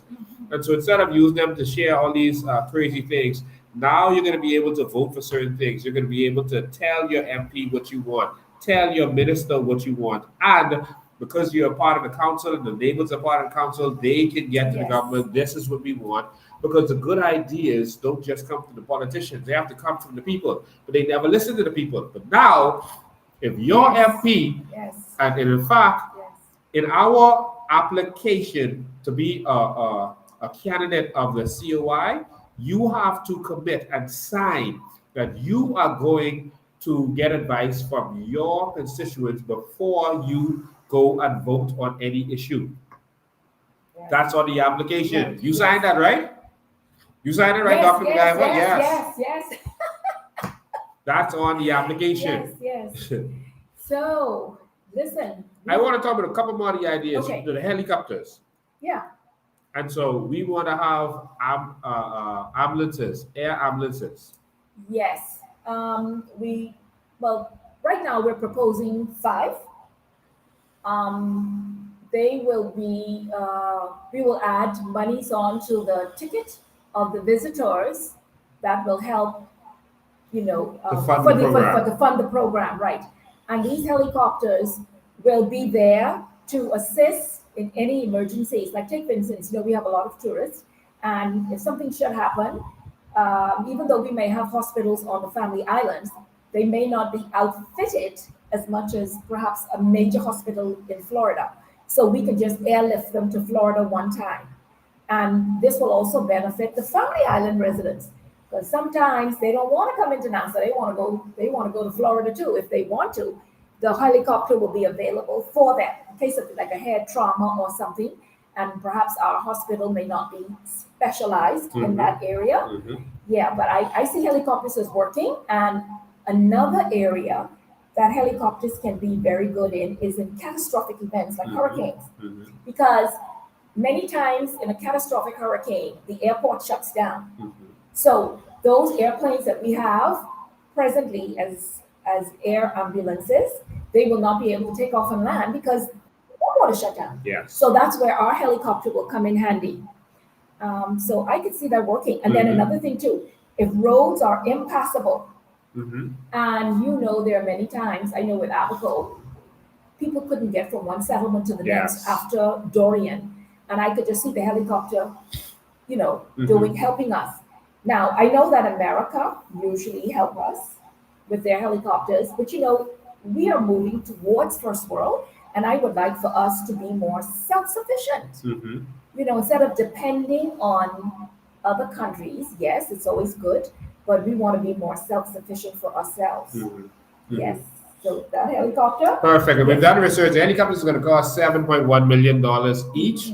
And that's outfitted for what they've done. And we're comparing that to other communities, South Florida, etc., who have done similar things, and so that's what we're looking at.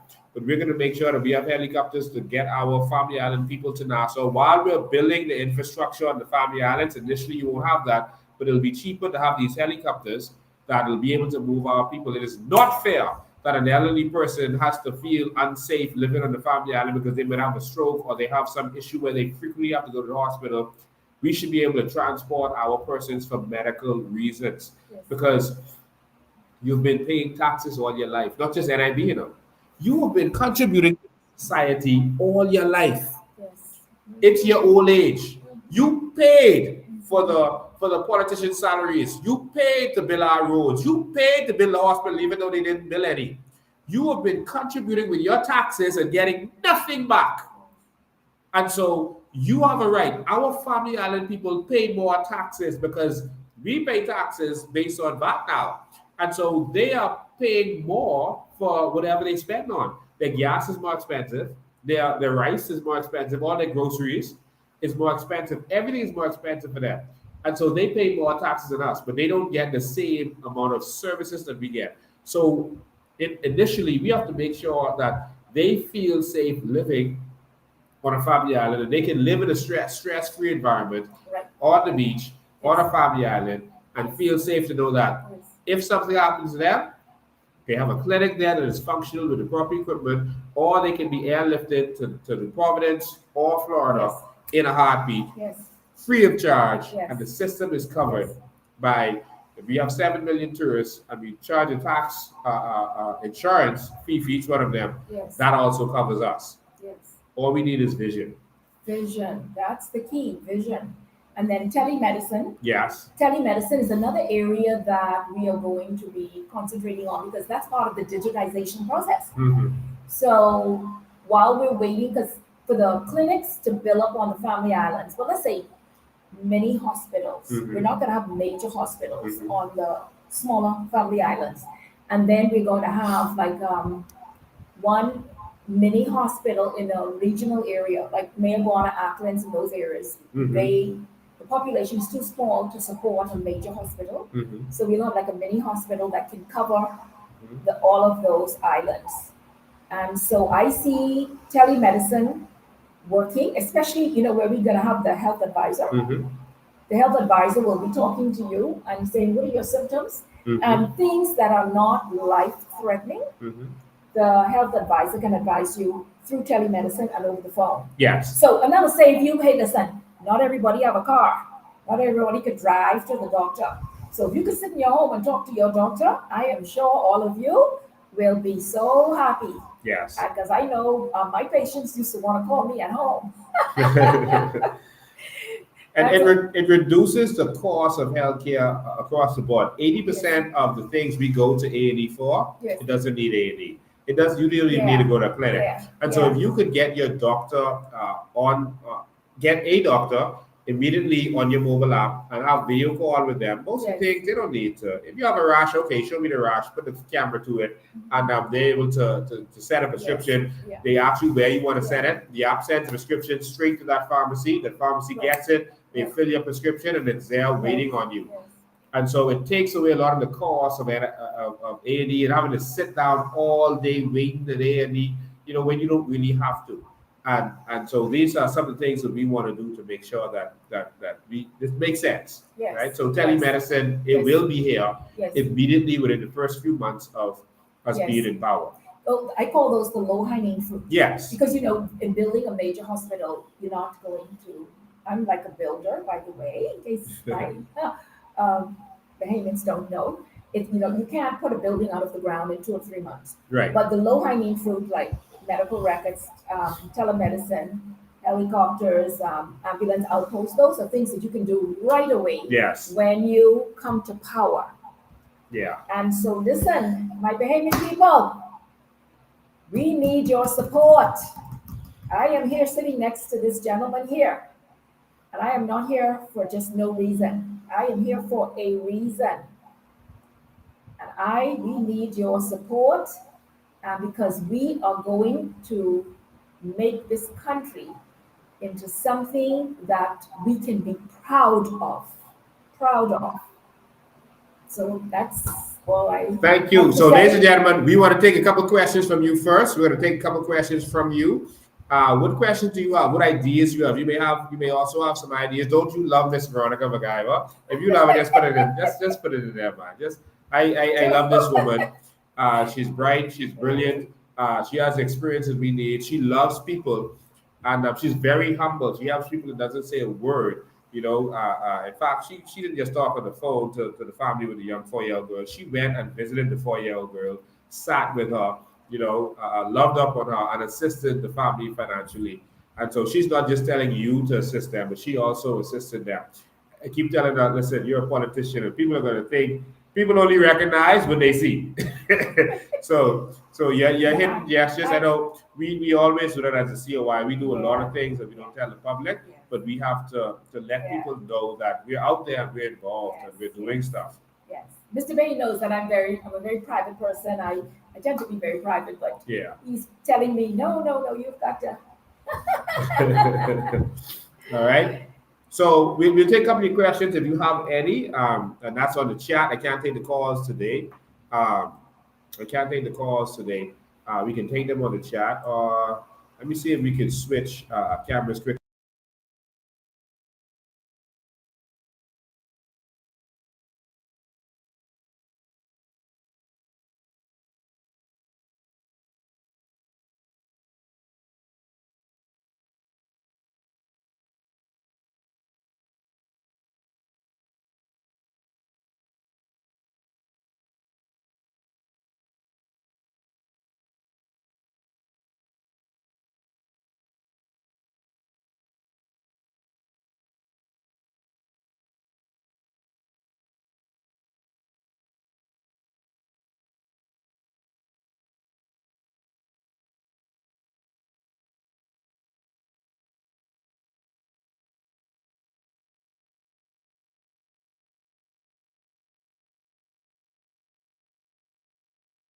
Go ring the bell and watch the VIP go to hell.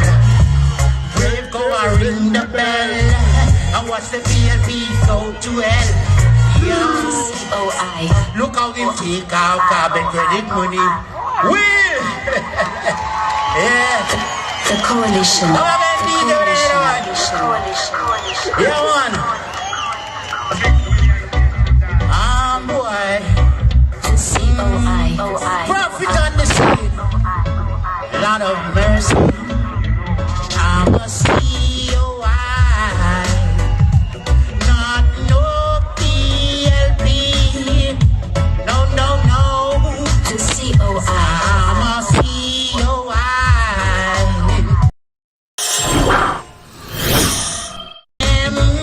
Lot of mercy. All right, there we go. So, ladies and gentlemen, we're going to allow you to send in your questions. I'm so sorry the lighting looks strange. We didn't get to test that. Sometimes we just go for it. So the lighting is kind of strange now, but don't worry about that. All right. So the number, of course, is 803-5995. 803-5995. Call us and let's talk. What do you think about the vision? What ideas do you have? What do you think about what's going on? Persons, dying in the hospital, all these situations that are going on. Tell us what you think. Make sure we can get you.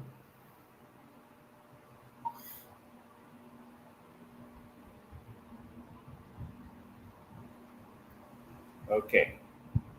Make sure. Okay, we're up. Okay, phone is ringing. Good afternoon, you're live.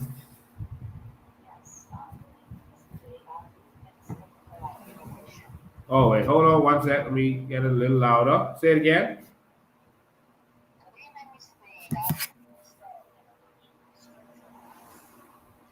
Wait, you're going to have to say that one more time. Okay, there you go. Okay, can you hear me now? Yes, we can hear you. Yes, good evening, Mr. Bain. I'm new Minister for Immigration. You can go straight Not to immigration, healthcare. Oh, you talking about me? Yes.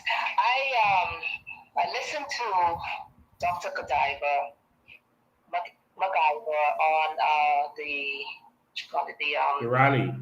The rally. I took in every word because I'm a health professional myself. So there's a lot of things I would like to add and implement.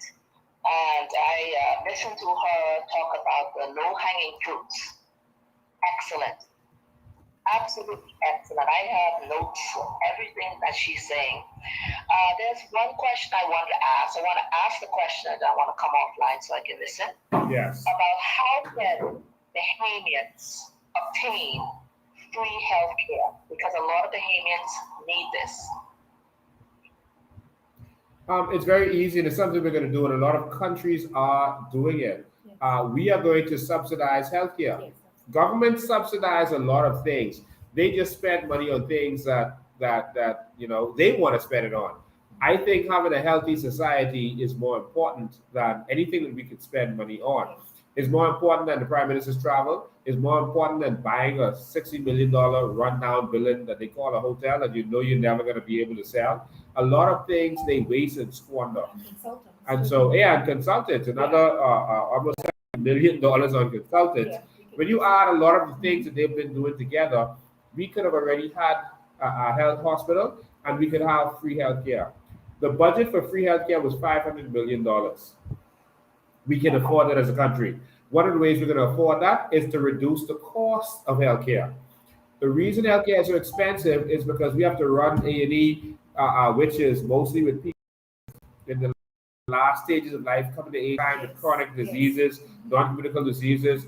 A lot of the issues can be resolved by the program that we're going to put in place with it. And so I believe that we can bring that cost down to even $100 million for our 400,000 people. Jillian, how are you doing? I didn't know you were in health. Oh, she's on. Oh yes, I'm a personal trainer, and I studied it all when it comes to personal training and health, and I live it. Okay. I live it.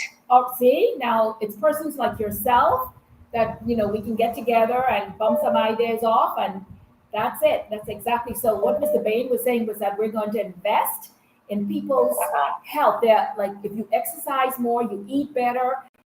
There's a less chance for you to have non-communicable diseases, and so there's a less chance for you to spend bad time in the hospital. So we're looking at it long term, but we're trying to make a shift because our people really need help in that area, in the health area. Okay, well, I'm all in support of you. I'm all into proactive health ideas because I live health. Is something I live by. Okay. So you're doing a great job. We want you to remain focused and know that we support you. All right. Thank you very much. Thank you for your call.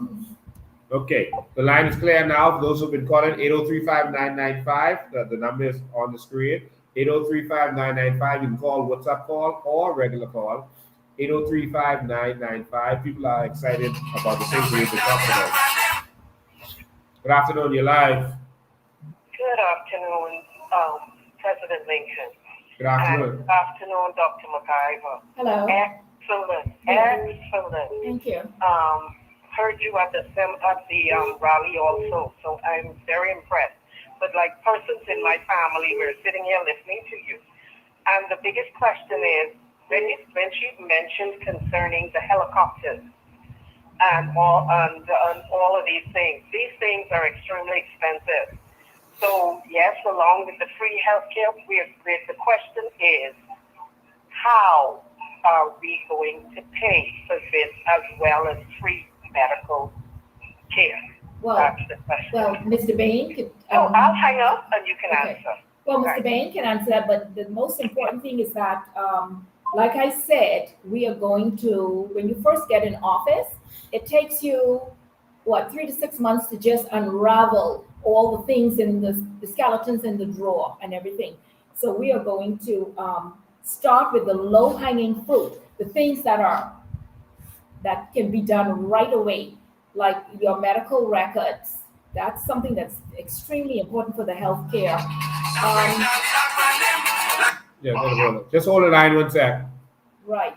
And the ambulance outposts and stuff like that. And then, of course, when we get in, we're going to have to plan the health city. we're not going to have the drawings done prior to getting into Parliament. So all of those things will take a little time. And while we're taking that time, we will be working on our natural resources. Right now, today, Minis was the one who instituted 5 or 6 members of the Natural Resource Committee. You and I, as taxpayers, we paid for them to go from island to island doing research. We paid for their food, we paid for their hotel. I am still waiting today for that report. And if any of you got that report and I didn't, please contact me after this show, because I would like to know. I spent my taxpayers' money finding out about, for this committee to find out about the natural resources. And so we are going to have to get on the ball with our natural resources. The only thing that I remember the committee bringing back during their interim period was that they discovered that there were, I think, 25 to 28 natural resources that they can identify. Have you heard anything about natural resource from that committee? I haven't, and I am still waiting. Awesome. So in other words, what she's trying to say is we're going to benefit from our natural resources. And also, our government is, just hold the line 1 sec, we'll get right to you.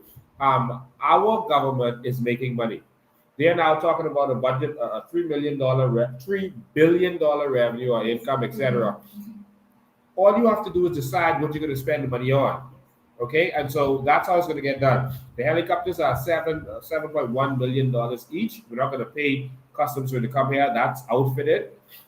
We can get them here immediately. All right. In fact, there's an organization that was willing to donate them to this government and the previous government. I didn't want to release that yet, but they wanted to release, I think it was about 20 helicopters for the country. All right. And they wanted to release them for healthcare purposes. The government didn't do it. Do you know why they didn't do it? And this is a conversation we need to have. Call line, get you right here. Just hold the line. They didn't do it because of who was also in the medevac industry, Dr. Minis. All right. And so he didn't allow these people to come in and provide this for our country free of charge. There are some helicopters that they had for some other purpose that they didn't need it for that purpose anymore. And they wanted to donate these brand new helicopters to the Bahamas. All right. This government is now sitting on that, having a conversation with these fellas. Yes, I spoke to them. And this government has been dragging their feet because of who was making the money. A lot of the problem in this country isn't that things can't be done. There are people and organizations around the world that want to fund some of these initiatives, you know. But because of who's going to make the money from it is what destroys it.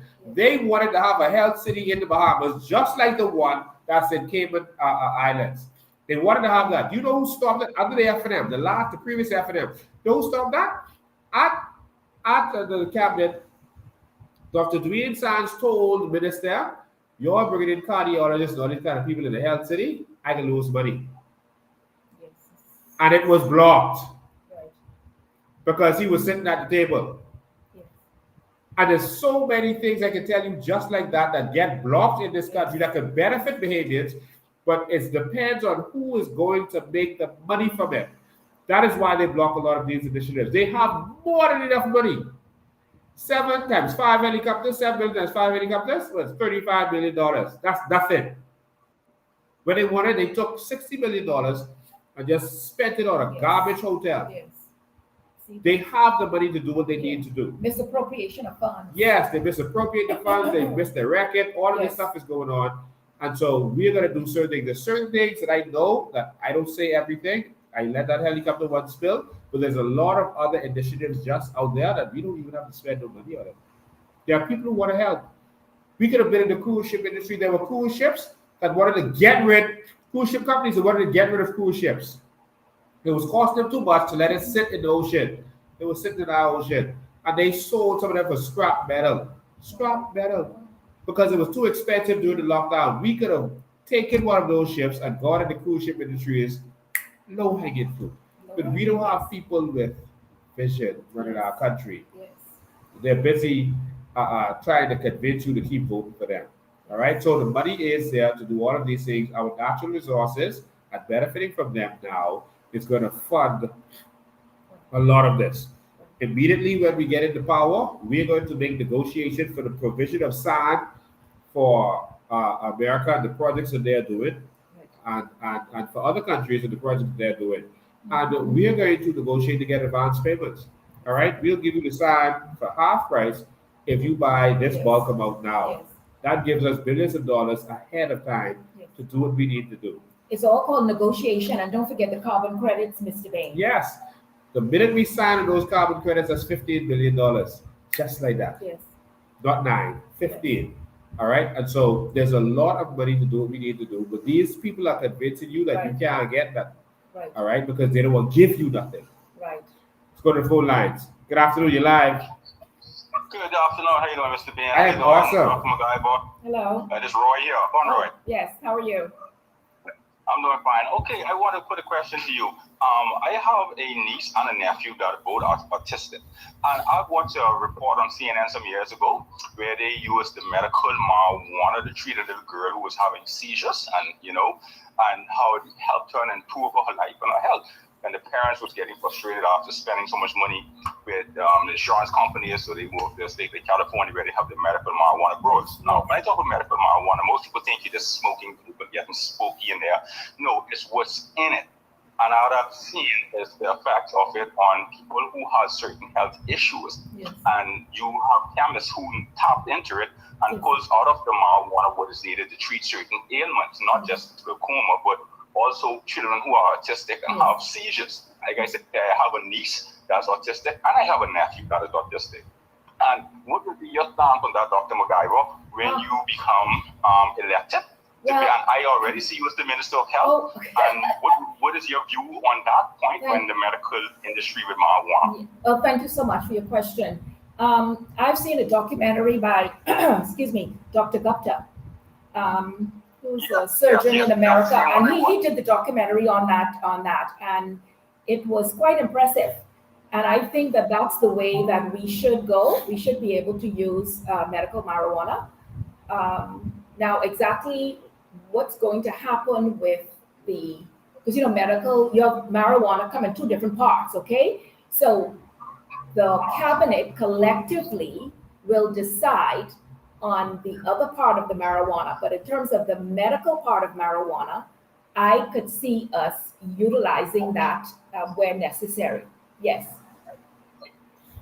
And I just want to make sure you understand that assisting our disabled in this country is going to be a major part of what we do. I mean, there's going to be total transformation when it comes to aid for our disabled. When it comes to our children and availability of school and assistance for them and everything else. And the reason medical marijuana is being blocked, of course, everything is who's benefiting from it. And so that's what the problem is. All right. Now, medical marijuana is already legal in the Bahamas. All right. A doctor can prescribe it to you right now in law. All right. The problem is where you're going to get it from. All right. That's the problem. But it can be prescribed to you right now in law.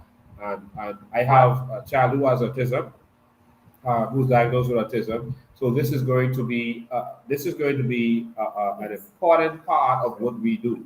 So all of those people who have children with disabilities, with autism, on the various spectrum, etc., help is coming. We know that it's a very stressful lifestyle. We know that you need assistance. In America, for example, they provide you with an assistant to help you at your home. They provide you with specialists, etc., and come to your house to help you. We need to do the same thing. We need stress relief for our families with a child with autism, so the husband and wife could actually go to the movies, and so that they can go to church. There's some people who can't go to church because they have a child with autism and behavioral issues and that kind of stuff. Yes. And they've lost their lives. No, man, we got to bring relief to our Bahamian people. Yes. And so we're going to do all of these kinds of things for the Bahamian people. And it's going to bring a much more productive society. So I can assure you, my father was disabled. He was crippled. He couldn't walk. He made no excuse. He was a boat captain. And so disability is a serious thing for me. All right. My mother was blind at one point due to diabetes. And so we had to deal with that. And I was caretaker for all of the above at some point. I was my father's arms and legs when I was a child. All right. My mother, I had to assist her. All right. Even travel with her. And my son, I have to care for him. And so, disability, you're going to see total transformation when it comes to aid for disability in this country. Okay, but Mr. Ben, let me just say this to you. You know, as God has anointed King David, even when Saul was on the throne, he has already anointed you. And I feel that in my spirit, I see Dr. McIver as the new Minister of Health. And what hurts me in the country is that things are so easily to be fixed, but it's people who don't want it to be fixed because they're benefiting from it. And it makes me so ashamed at times to look at how this nation is being run, not even like a banana republic, but a bushwhack republic. Because there are a lot of things in this country that could benefit us. The part of the new free energy. Do you know there was a him and businessman, he died now, he's big in construction. He wanted to put a waste to energy facility on the dump. He's going to spend like $100 million, $150 million, but they tell him no. When you throw away your garbage, it rots and it produces methane. Even the sewer that from the septic truck produce methane that could burn like gas, which boil water in the high pressure steam to spin turbines and actually pumps energy into the grid so you could give to people freely. A lot of people think that these things are undoable because we have old antiquated politicians that are washed up, recycled, and out of ideas. It's like all of the prime ministers we had came from that old colonial era, that, Minnis, Lyndon, Ingram, Christie, and all that has no vision. And I see that New Bahamas coming. It will come, and God has already showed me it. And you guys continue the good work. Thank you. We appreciate it. Thank you. All right. We're going to take one or two more calls, but Dr. McIver has to run to make it on time to another event. So you can call now 803-5995, 803-5995. We can call now. 803-5995, 803-5995 is the numbers. Here we go. Good afternoon. You're live. You're live. Good afternoon, Mr. Lincoln Man. How you doing? Yeah, this is Trevor. I'm calling the show. Is it okay? Say again? I'm calling in regards to the health league. Yes, go ahead. Yes, I really appreciate the idea she has, and I really think she is the right person to do the job because for a very long time we have been operating out of the rundown hospital, and basically a person has about 10 minutes if they are having a heart attack to survive, and the ambulance outpost I think is a really great idea where we could come back to the situation and we could save a lot of lives. Yes. All right. Thank you for your call. Thank you for supporting us. All right. So, ladies and gentlemen, thank you for joining us today. There's so much more to talk about when it comes to our health, but we have time constraints, of course. We gave you all over 2 hours today to make sure that you all are straight.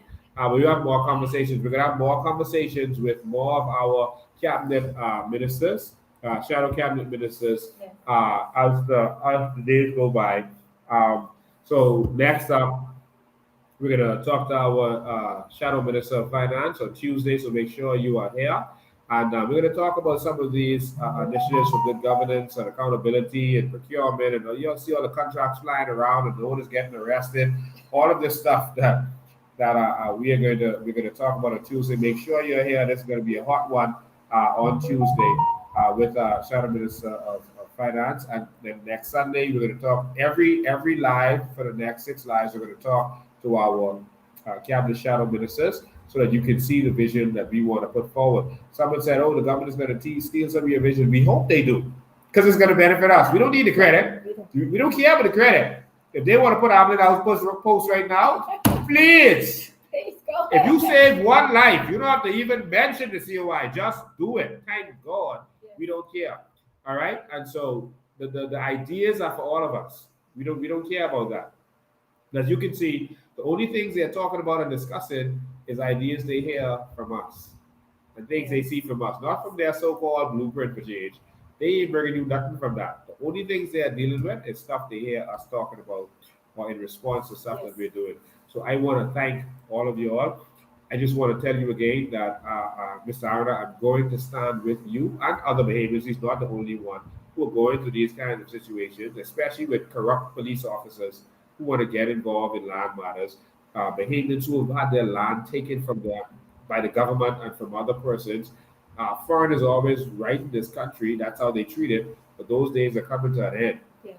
We're going to stand up. Yeah. And so, Aaron, I'm going to get locked up with you. I got my $50 ready. If I have to pay a fine, I really don't care. But we are going to see change in this country. We are going to see change in this country. This country is going to be for us, for Bahamians. And no one is going to take that away from us. No corrupt politician or police officer is going to take that from us. This is why we stand. All right? Do you have any last words to make with people? No, I just want to say I appreciate being your co-host today. And thank you all for listening. And hey, everybody, the shift has already begun.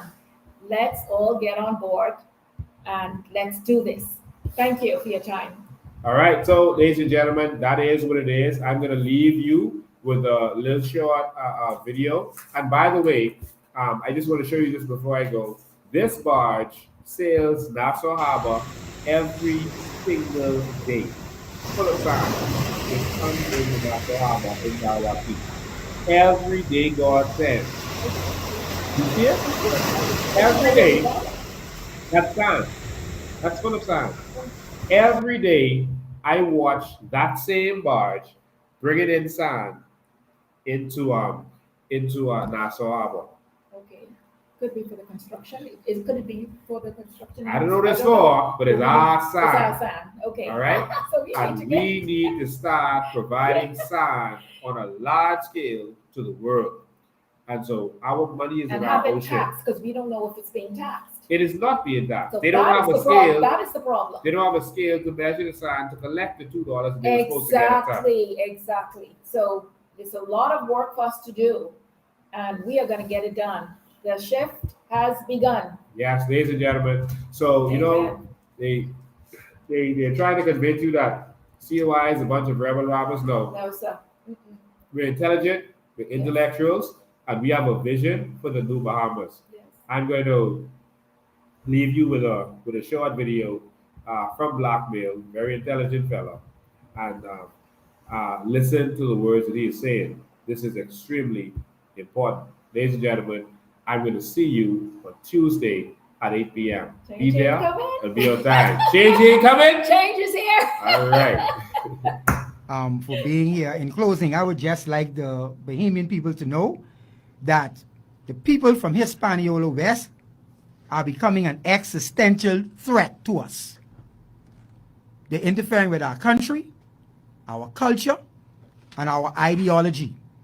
You have Mr. Louis Georges telling Lincoln the other day he wanted to be prime minister. You have a gentleman who is a Haitian from Abaco, call him Big Move, saying he control Abaco, Louis controlling Nassau, and Johnny Canoe controlling Eleuthera. Then you have the lady with the voice note singing the song, "We started on a boat, now we here." The whole team here, but Brave Davis is a part of that team too. Because now she said the whole team here. Huh? You have Fred Smith. They come to take over. You got Fred Smith making the comment that he sees no problem with Bahamians of Haitian descent organizing to form political parties, insisting that the country is on its way to this group of society emerging as parliamentary leaders. Well, it can't happen because they ain't no citizen. They ain't no citizen. They could forget that dream. They could forget that dream. They are not citizens. And one last thing I want to show you. Let me show you how complicit the Philip Brave Davis government is, along with Fred Mitchell, Keith Bell, and others. Okay? These are the 17 countries that do not allow renunciation of citizenship. We read this before, but it's worth repeating. Morocco, Argentina, Costa Rica, Dominican Republic, Ecuador, Guatemala, Haiti. I want to stop there. It's 17 in total. Mr. McKinney, this document say Haiti can't renounce. I'm going to show you something right now, just for you to verify it. You have Mr. Michael E.R. Jean Baptiste, a consulate at the Haitian embassy, giving out renunciation letter. from a country we can't renounce. Where he getting these letters from? Haiti Parliament stopped that from May 9th, 2011. It was enforced on June 19, 2012 after being posted in the Huffington Post under jurist. He's a criminal. Criminal. But dying the bad part. The Bahamas government at the Department of Immigration is accepting that renunciation letter and still giving the people citizenship, knowing that they can't renounce. I tell you, this is an organized crime, bro. Show me in any history book any government who assisting foreign nationals to take over its own country. This is the worst crime in the past half a century. Watergate is a joke to this.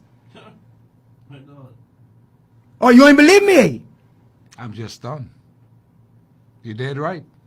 What government is assist foreign nationals to take a country over and to displace its own people? Gentrification. Which government? Nobody. Find that history book. And I must listen to them and I must support them. Bahamians, let's take our country. They can't take, I was telling you a long time, they can't take this country lawfully. That Bahama, anytime you see now their pictures in the paper, know that the Chief Justice says that the law that they're using is a lacuna. Don't exist. There's a gap in the law. He said so. Our Chief Justice said so. We're proud of him. Anyway, we're in our show today. Stevie, you wanted to say something? Okay. Because you might as well. You might as well, because, I mean, you know. You say which government would allow its own country to be taken over? That's the question, Stevie. Well, What happened in Dubai with the citizens? Monarchy, and monarchy take care of their people and make sure that they're paid 2,000 per family, maybe 3,000, and life is cheaper there. Life is cheaper, but all the Dubai citizens are paid, very paid. From who? From the monarch, from the king.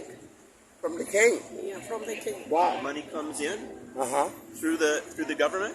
The government distributes the money to the people, and there are no poor people. They're like only Dubai, poor people in you Dubai cannot be are poor. those that came No from poor another in country. Dubai. No poor in Dubai. Just like Kuwait, they get money, like almost like American Indian the casinos. The money goes out to the people, okay, and the only poor people in Dubai or Kuwait are those who come from other countries to work for the citizens that are there. Wow. And in Israel, if you're a citizen, you get a lot of $10,000 and $50,000, but you have to wait per person. Wow. Bahamas. It's happening around the world. In the Bahamas, we are a rich nation. We are a rich nation. And the beautiful Bahamas nation. government refuses to give us money. Change is coming change. to the Bahamas. Yeah. It's coalition time. I wish all the best for Bahamas to be rich people. That's it. Thank you. To be the rich. Ladies and gentlemen, thank you for tuning in. On the 19th of June, we are going to be present in Abaco. We're going to have a town hall meeting in Abaco. So just look at our social media page so that you can see exactly where we're going to be. We're going to be at a school in Abaco. So make sure you are there. That's on the 19th of June. We're going to have a town hall meeting there. We need to talk to you. Make sure you come out. Let's see what's going on. Let's have a conversation. Make sure you are there. Come and meet us. And some of us are going to be there. Shadow Minister of Finance is going to be there. I'm going to be there. Ms. Green is going to be there. Others are going to be there. Make sure you come out and meet us. So that's Abaco. If you have friends and family in Abaco, talk to them and let them know to make sure that they are there on the 19th of June in Abaco. We'll post to all of our social media page and everything. All right. God bless you and see you next time.